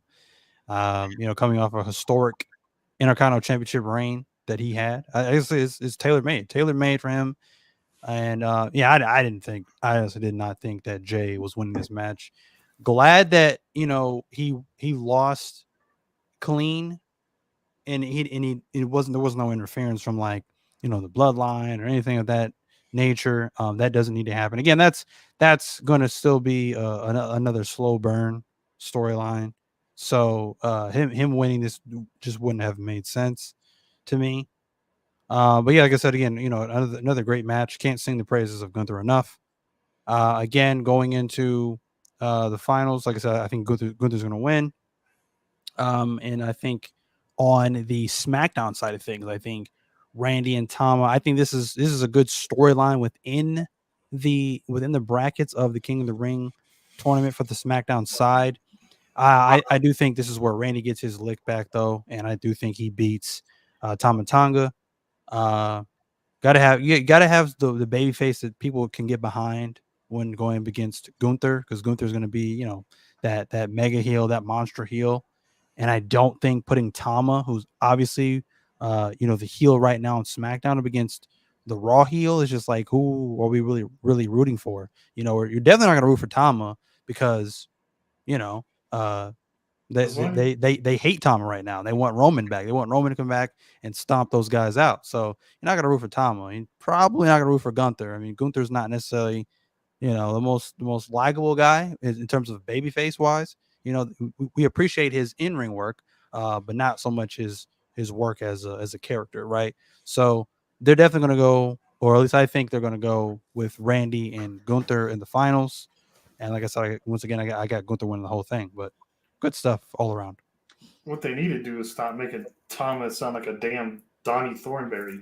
Oh no, I think they should do more of that. Why? Because I said it before when they first brought Tama in. He's the new Solo. That's exactly what Solo was doing. Solo didn't say anything. Solo was what I like to refer to as the Samoan Terminator back then. He was a silent bodyguard, hitman, take care of this, take care of that. That's what he was. Now he's the suited up. He's talking. He's like the leader now. He's the businessman. Now the new Samoan vicious take people out hitman is now Tama. You don't have him talk. You have him look like he's fresh out of the mental asylum. That's what that's exactly what they do. They're doing fantastic work with Tama right now. Don't have him talk at all. Don't have him talk at all. Have him like he's deranged. And the little noises that he makes, it's, you know, a reminder of his pops. Haku. It's a reminder. Like, this is Haku's kid. This is a branch of him. Like, that's what you're getting. You're getting Haku 2.0, basically. That's what you're getting. I agree with you both, Randy Orton, Gunther in the finals of the King of the Ring. Man. This is where I kind of throw my curveball, because you guys know I like to do this once in a while. I'm going to say Randy Orton wins the King of the Ring. Why? Why? You're probably asking that question, Mike. Why, Mike? Like, why? Well, because leading into WrestleMania, we all had the prediction Cody Rhodes winning the WWE World Heavyweight Championship. We got all that, okay? But then there was the discussion of, who does Cody face then? And everybody wanted to say Randy Orton. And I always said, that ship has passed. That ship has sailed. That train has gone off. The motorcycle has ran into the sunset, all that stuff. If Randy Orton was to win the King of the Ring tournament, this is the perfect way to set up a Randy Orton-Cody Rhodes match going into something like a Clash at the Castle, Money in the Bank. Because, let's face it, the Rhodes are leading to, you know, Rock and Cody at SummerSlam. That's the prediction so far that everybody's talking about. I think this is a great leadway into us getting somewhat of a story of Randy Orton, Cody Rhodes. I gotta go Randy. Randy winning the King of the Ring. Now, if it just so happens we get Gunther and Tama Tonga, then I'm gonna go Gunther. But my first pick is Randy Orton. And if Randy doesn't make it to the finals, then Gunther is my pick. So, but gentlemen, that leads us to the end of Monday Night Raw here on May 20th, 2024, taking place in Greensboro, North Carolina. And but we do have one more match to discuss real quick, and that is the WWE Championship, Undisputed Championship, whatever you want to call it. And that is Cody Rhodes taking on the United States Champion, Logan Paul. Real quick, gentlemen, your thoughts and who you got winning this match. Cam, we'll go you first. Well, yeah, I think it's a no-brainer here. It's going to be Cody Rhodes. At first, you know, this match was a little confusing because it was billed as champion versus champion. Yep. And I didn't really understand what that meant. I didn't know if neither one of the titles were on the line or both titles were on the line, and winner take all kind of situation. Until the contract signing, of course, and you know, now it's official that we have it for the Undisputed Championship.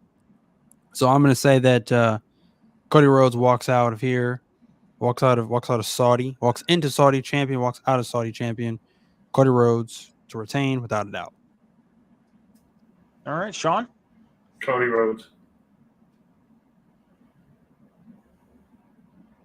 That's it? Just Cody Rhodes? Okay. Not much more need to be said. I agree with you, Cam. There was a little bit of confusion with this. We thought it was supposed to be title versus champion. Cody Rhodes made it an assumption, the big deal. Well, not the assumption, but the big deal of the fact that he could be Grand Slam champion if he won the United States title as well. There's also that talk of, well, then what do they do with the United States title if Cody were to win? You know, they kind of put themselves back into a corner. I'll say this, I don't think they would have backed themselves into a corner. They could have done what they did with Seth Rollins back in the day. Yes, Seth Rollins was a heel at that time when he was holding both championships. They could have did this from the babyface perspective now.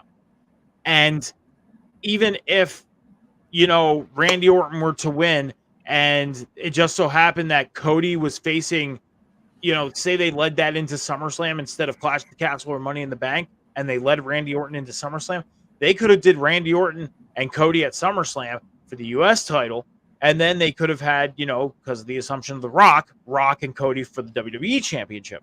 Could have taken the U.S. title off Cody at SummerSlam, could have kept the world title on him at SummerSlam.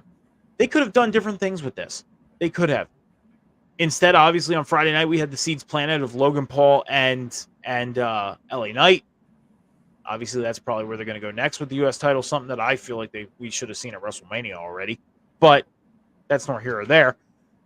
But yeah, I'm going Cody Rhodes on this one. I don't think it's time to put it on Logan Paul just yet.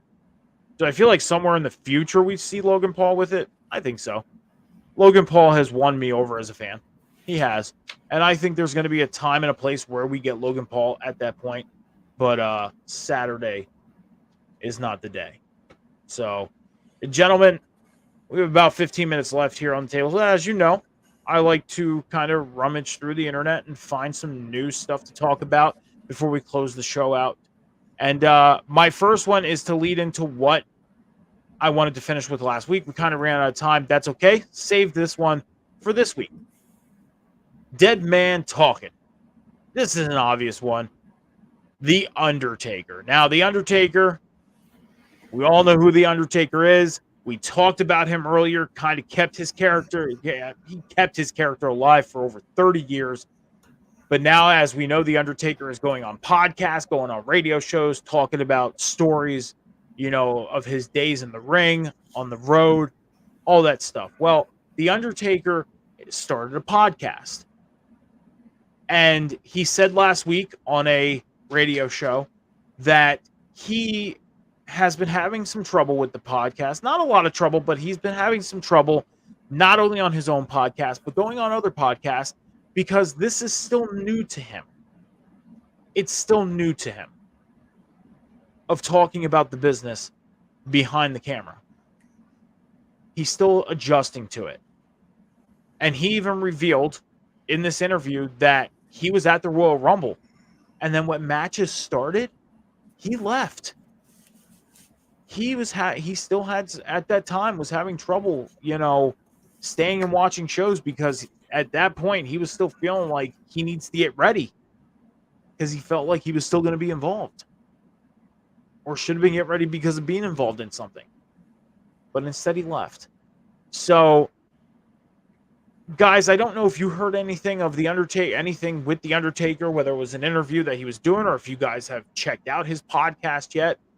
But do you have any thoughts on The Undertaker? Like, do you guys understand how he feels, like somewhat of a relate of how he feels being podcasters ourselves? Like, Sean, we'll go you first. Yeah, for someone like the Dead Man, it's weird to me to see the Undertaker talking about it. Like, as a fan, like, for him, I can't even imagine it's what he's feeling like. Weird for him.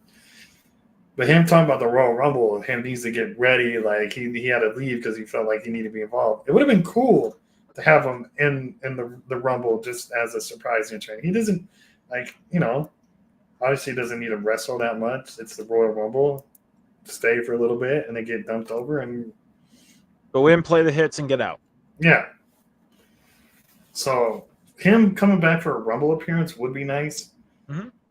But obviously we'll get the American Badass Undertaker because he said that the previous iteration is dead and gone because, he pulled down the curtain. So I do like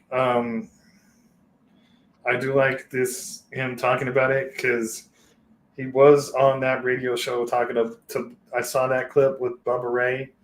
He was like, where Bubba was like, I got a phone call and it was you.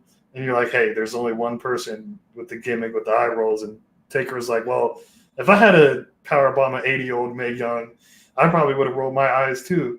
And then he was talking to hey, Mark, don't you laugh. You had a hand with that woman. So I like this new funny side of Taker too. Just he's opening up.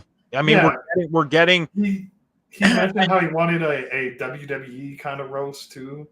And like if we get like the roast of the Undertaker, that would be fucking fantastic as well. Like, I mean, go ahead. I was gonna say I would love to see it. Yeah, and just like the host of the show that he was on, I feel the same way.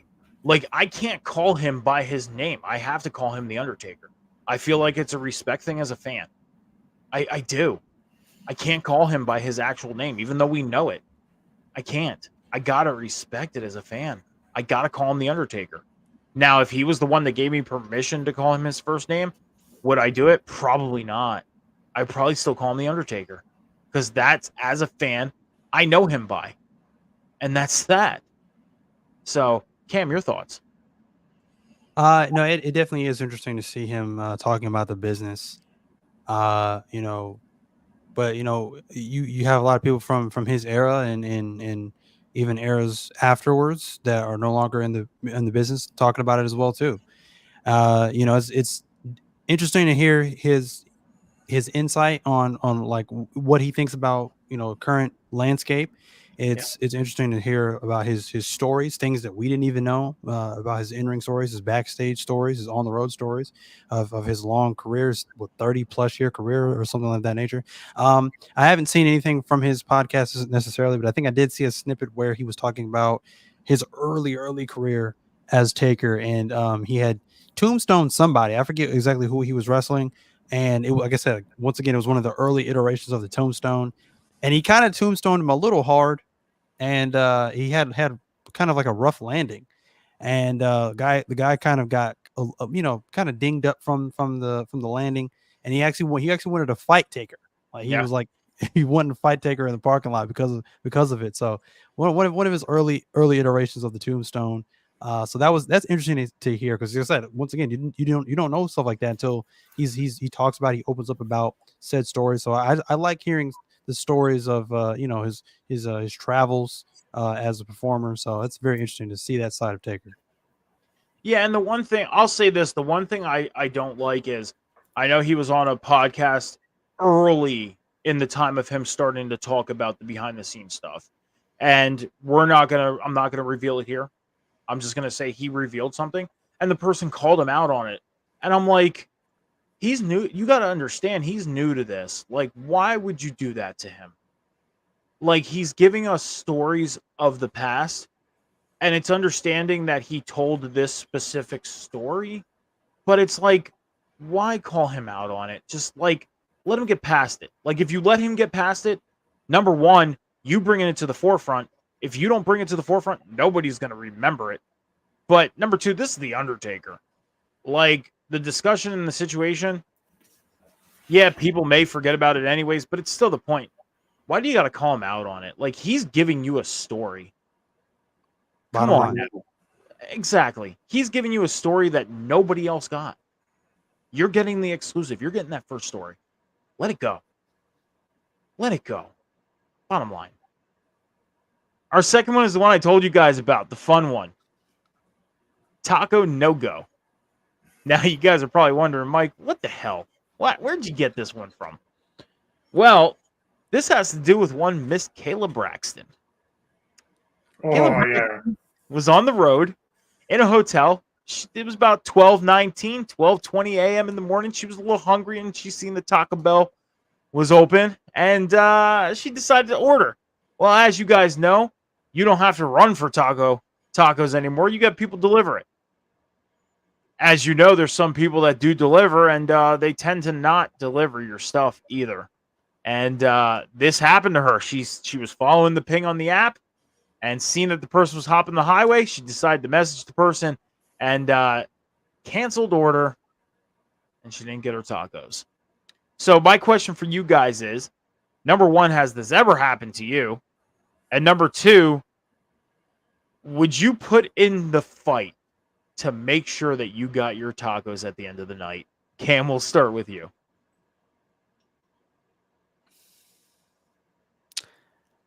Yeah, man.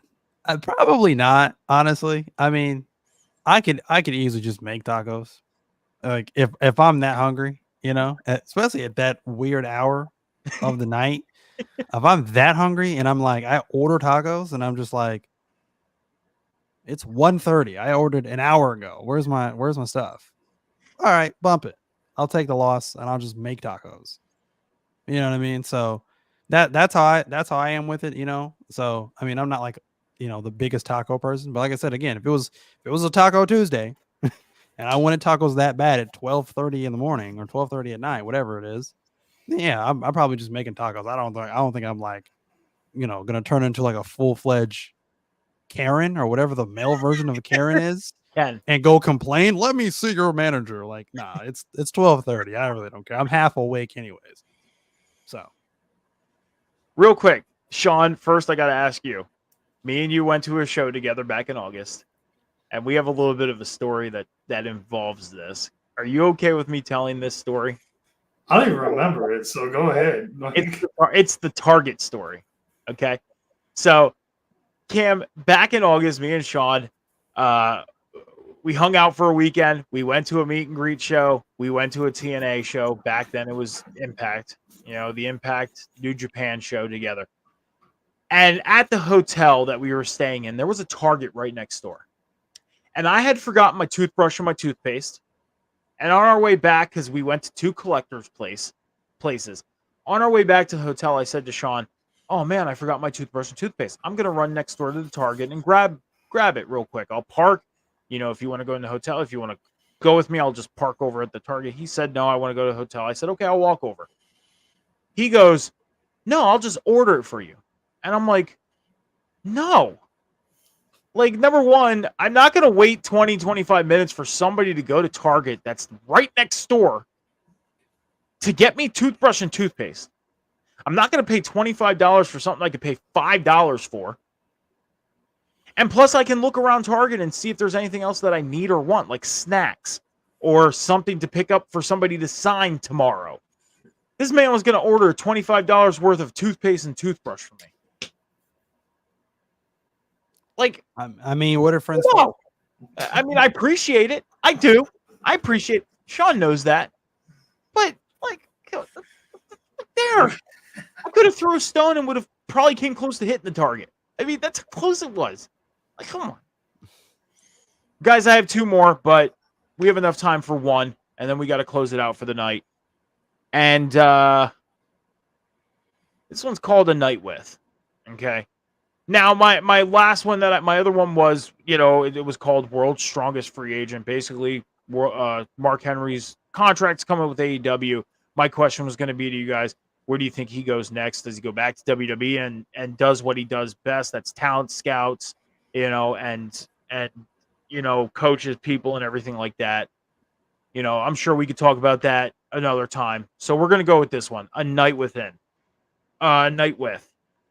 It was revealed that during All In over in London, Fozzy, Swerve Strickland, and Flash Garment are going to be playing on August 23rd during the All In weekend.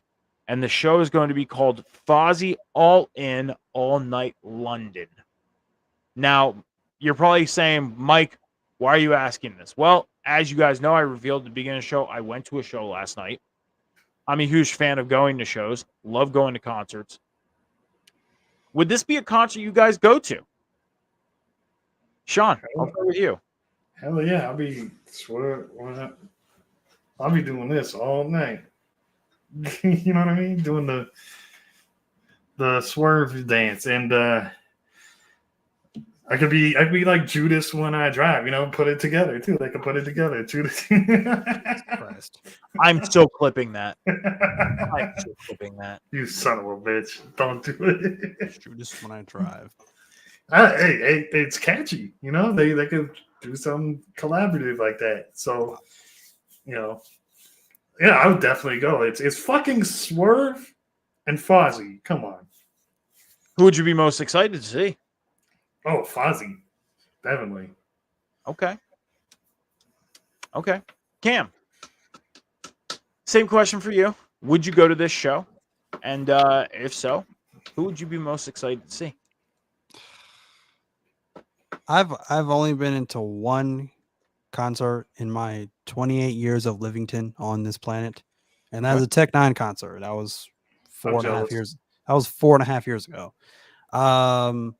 So that's the only concert I've really ever been to. I don't know who I'd go see if I went to a rock concert. I don't think it'd be Fozzy. I don't think I know enough about Fozzy at all. I know they've been around for the longest. The only song I really know by them is probably Judas, and that's just because that's Chris Jericho's theme song. So probably not. This probably wouldn't be something I'd go to. I don't know, unless I went with like 3, 4, 5 other people that are wrestling fans as well. Then I'm like, all right, yeah, cool, whatever. I don't have anything else to do anyways. Yeah. But no, I don't think this would be something I'd go to, off top. Okay. I'll say this. As you guys know, I'm a very big fan of going to shows. Like I revealed, I went to a show last night. It was a huge mixture of genres. There was rappers there. There was, from ashes to new.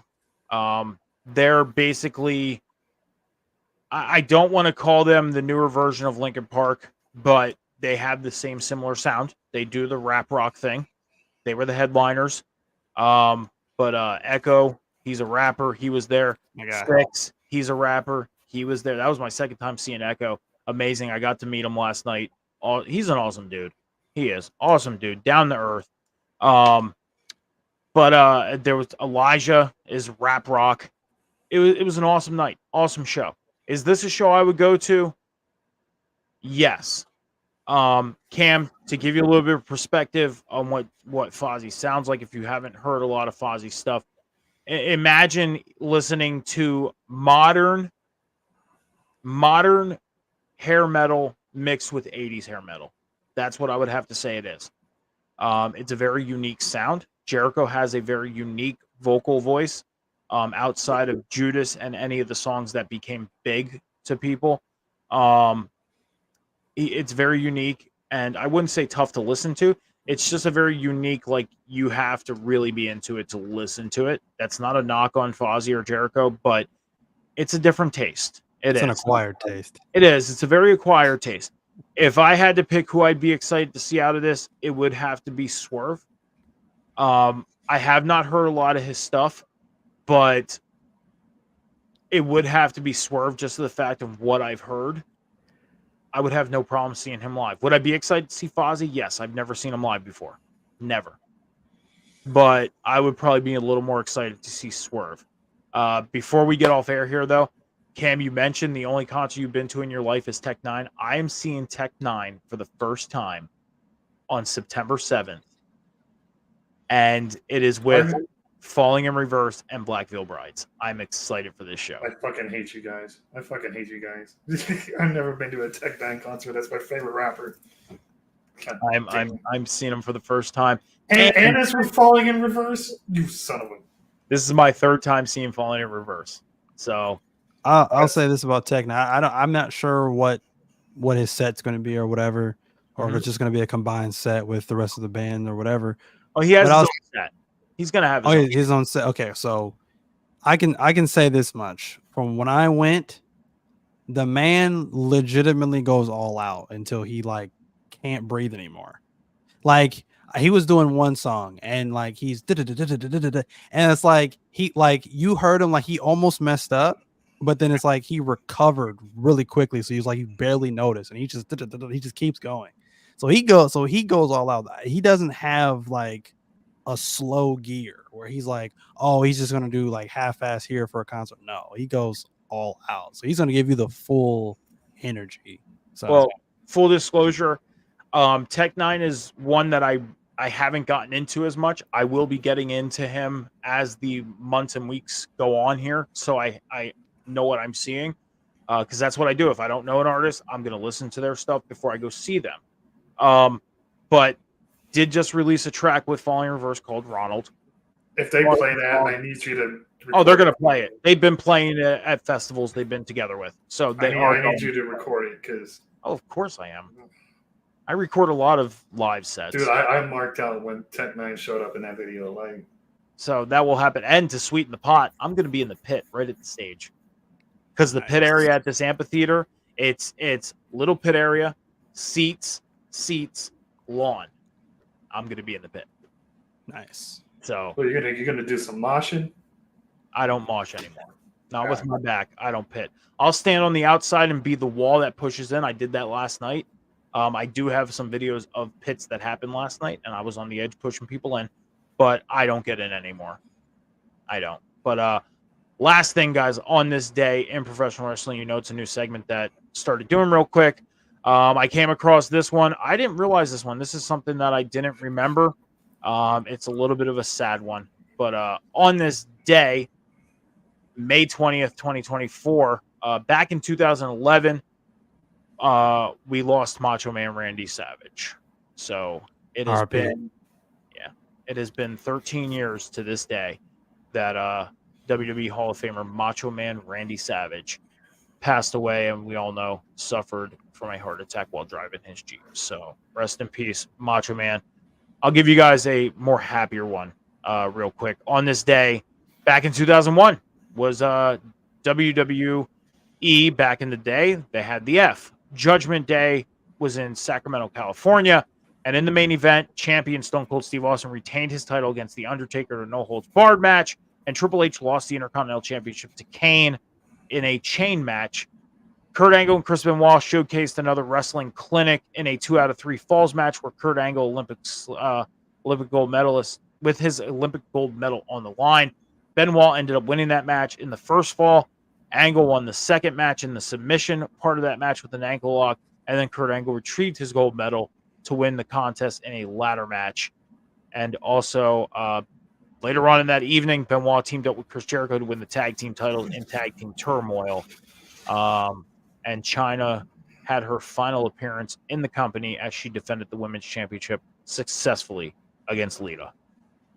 That's on this day in professional wrestling. So, guys, as you know, we put out our social medias. Before we head out of here, Sean's social medias are on the bottom. Make sure to go follow and subscribe to Sean and check out everything that Sean is doing. Sean, do you have anything that you want to let the class know before we head out tonight? You can find me this weekend at the FSW Arena at 12:30 at the All Women's Show. You can find me later that night at the MGM Grand for Collision. And then you can find me Sunday floor seats at the MGM Grand Arena for Double or Nothing. So if you see me, come say hi, what's up, hang out for a bit and enjoy some AEW with me. And we'll have a fun weekend. All right, sounds good. Again, go follow Sean's social medias. I'm sure he'll be videoing and taking pictures, all that stuff. You can check out everything and follow everything that Sean is doing. And also to make sure to go to his Twitch channel and check out the stuff he's been doing with the WWE game. It's been pretty cool. Yes. So, and you revealed some new championships. I seen. So pretty cool. Go follow that. Check it out. It's really cool to check out. Got Cam's social medias on the bottom. Make sure to go check out Cam's social medias. This man crazy with his videos. It's awesome. I started sharing them, Cam. I did. I started. I got into the habit. And if you want to check out my TikTok, I promise you there are shared videos. Finally start doing it. Check out Cam's Wrestling Corner, everything that Cam's doing on social medias. But Cam, where do we want to let the people know to find you? I know one place. Do not follow me on Snapchat. I am very antisocial, and if I don't know you, I will not add you back. But other than that, you can find me right here on the networks every single Friday night on our sister page on Off Top Media with Friday Night Review with me and Skiles and our ever revolving door of the third person. We have a very brand new intro. It's awesome. Check that out. Check out the last episode we did. You can see it there. And then right here on the network with every single Monday night with the table spot with these two gentlemen. And then, of course, on Wednesday night after AEW Dynamite with the Boom. Awesome. And yes, Friday Night Review's new intro is freaking amazing. It is. I like that new intro. That is sick. I seen it before it got It's dope. I seen it before it got revealed on Friday night. I seen it last I believe it was either Monday or Wednesday when it got done, and it is amazing. Amazing. So I also seen it when Friday Night Review happened, but I got to see it before it got revealed. It was really cool. My social media is on the bottom: Instagram, X, TikTok, and unlike Cam, I do give out my Snapchat because I post day in the life stuff. Like when I was at the show last night, if you wanted to see some of the songs performed and everything last night, you could have checked out my Snapchat. I will be posting videos soon from last night and pictures from last night because I do have those. I just got too lazy today and didn't do it. So maybe tomorrow I'll work on that. But in Instagram, TikTok, X, Snapchat, Twitch, Linktree, Metal Mike 714, anywhere you go, Metal Mike 714, you'll see this mug with a hat on because that's a picture I took, my Ice 9 Kills hat. But other than that, you can find me here every Monday night with these two gentlemen for the table spot. Every Wednesday night with Phil and Cam. Cam leads the ship over on the Boom every Wednesday night as we talk about AEW Dynamite minutes after it happens at 10:15 p.m. Eastern Standard Time. And then on Sunday mornings with the Candyman himself, Johnny H. I almost said Sean. The Candyman himself, Johnny H., as we discuss everything in the world of football. Guys, last week we went over the AFC and NFC West schedules. We did everybody from the AFC West and the NFC West. This week coming up, we got the AFC and NFC East. So we're going to be talking about the East side of things as far as it comes to the NFL and the schedules and our 2.0 predictions of that. We will have our full league done by June 9th for our 2.0 predictions and who's going to make playoffs, all that stuff. We still have 2 more predictions to do, and that is before preseason starts and before the regular season starts. So this is a post-draft, pre-training camp OTAs, all that stuff. That's what this is right now. Talk about the schedules. We also talk UFL, so come check it out. Also, you can check out my articles on Last Word on Sports, lwosports.com. I'm working on a new article right now, hoping to have it finished by tomorrow, and hopefully it's published by Wednesday. So please go check that out.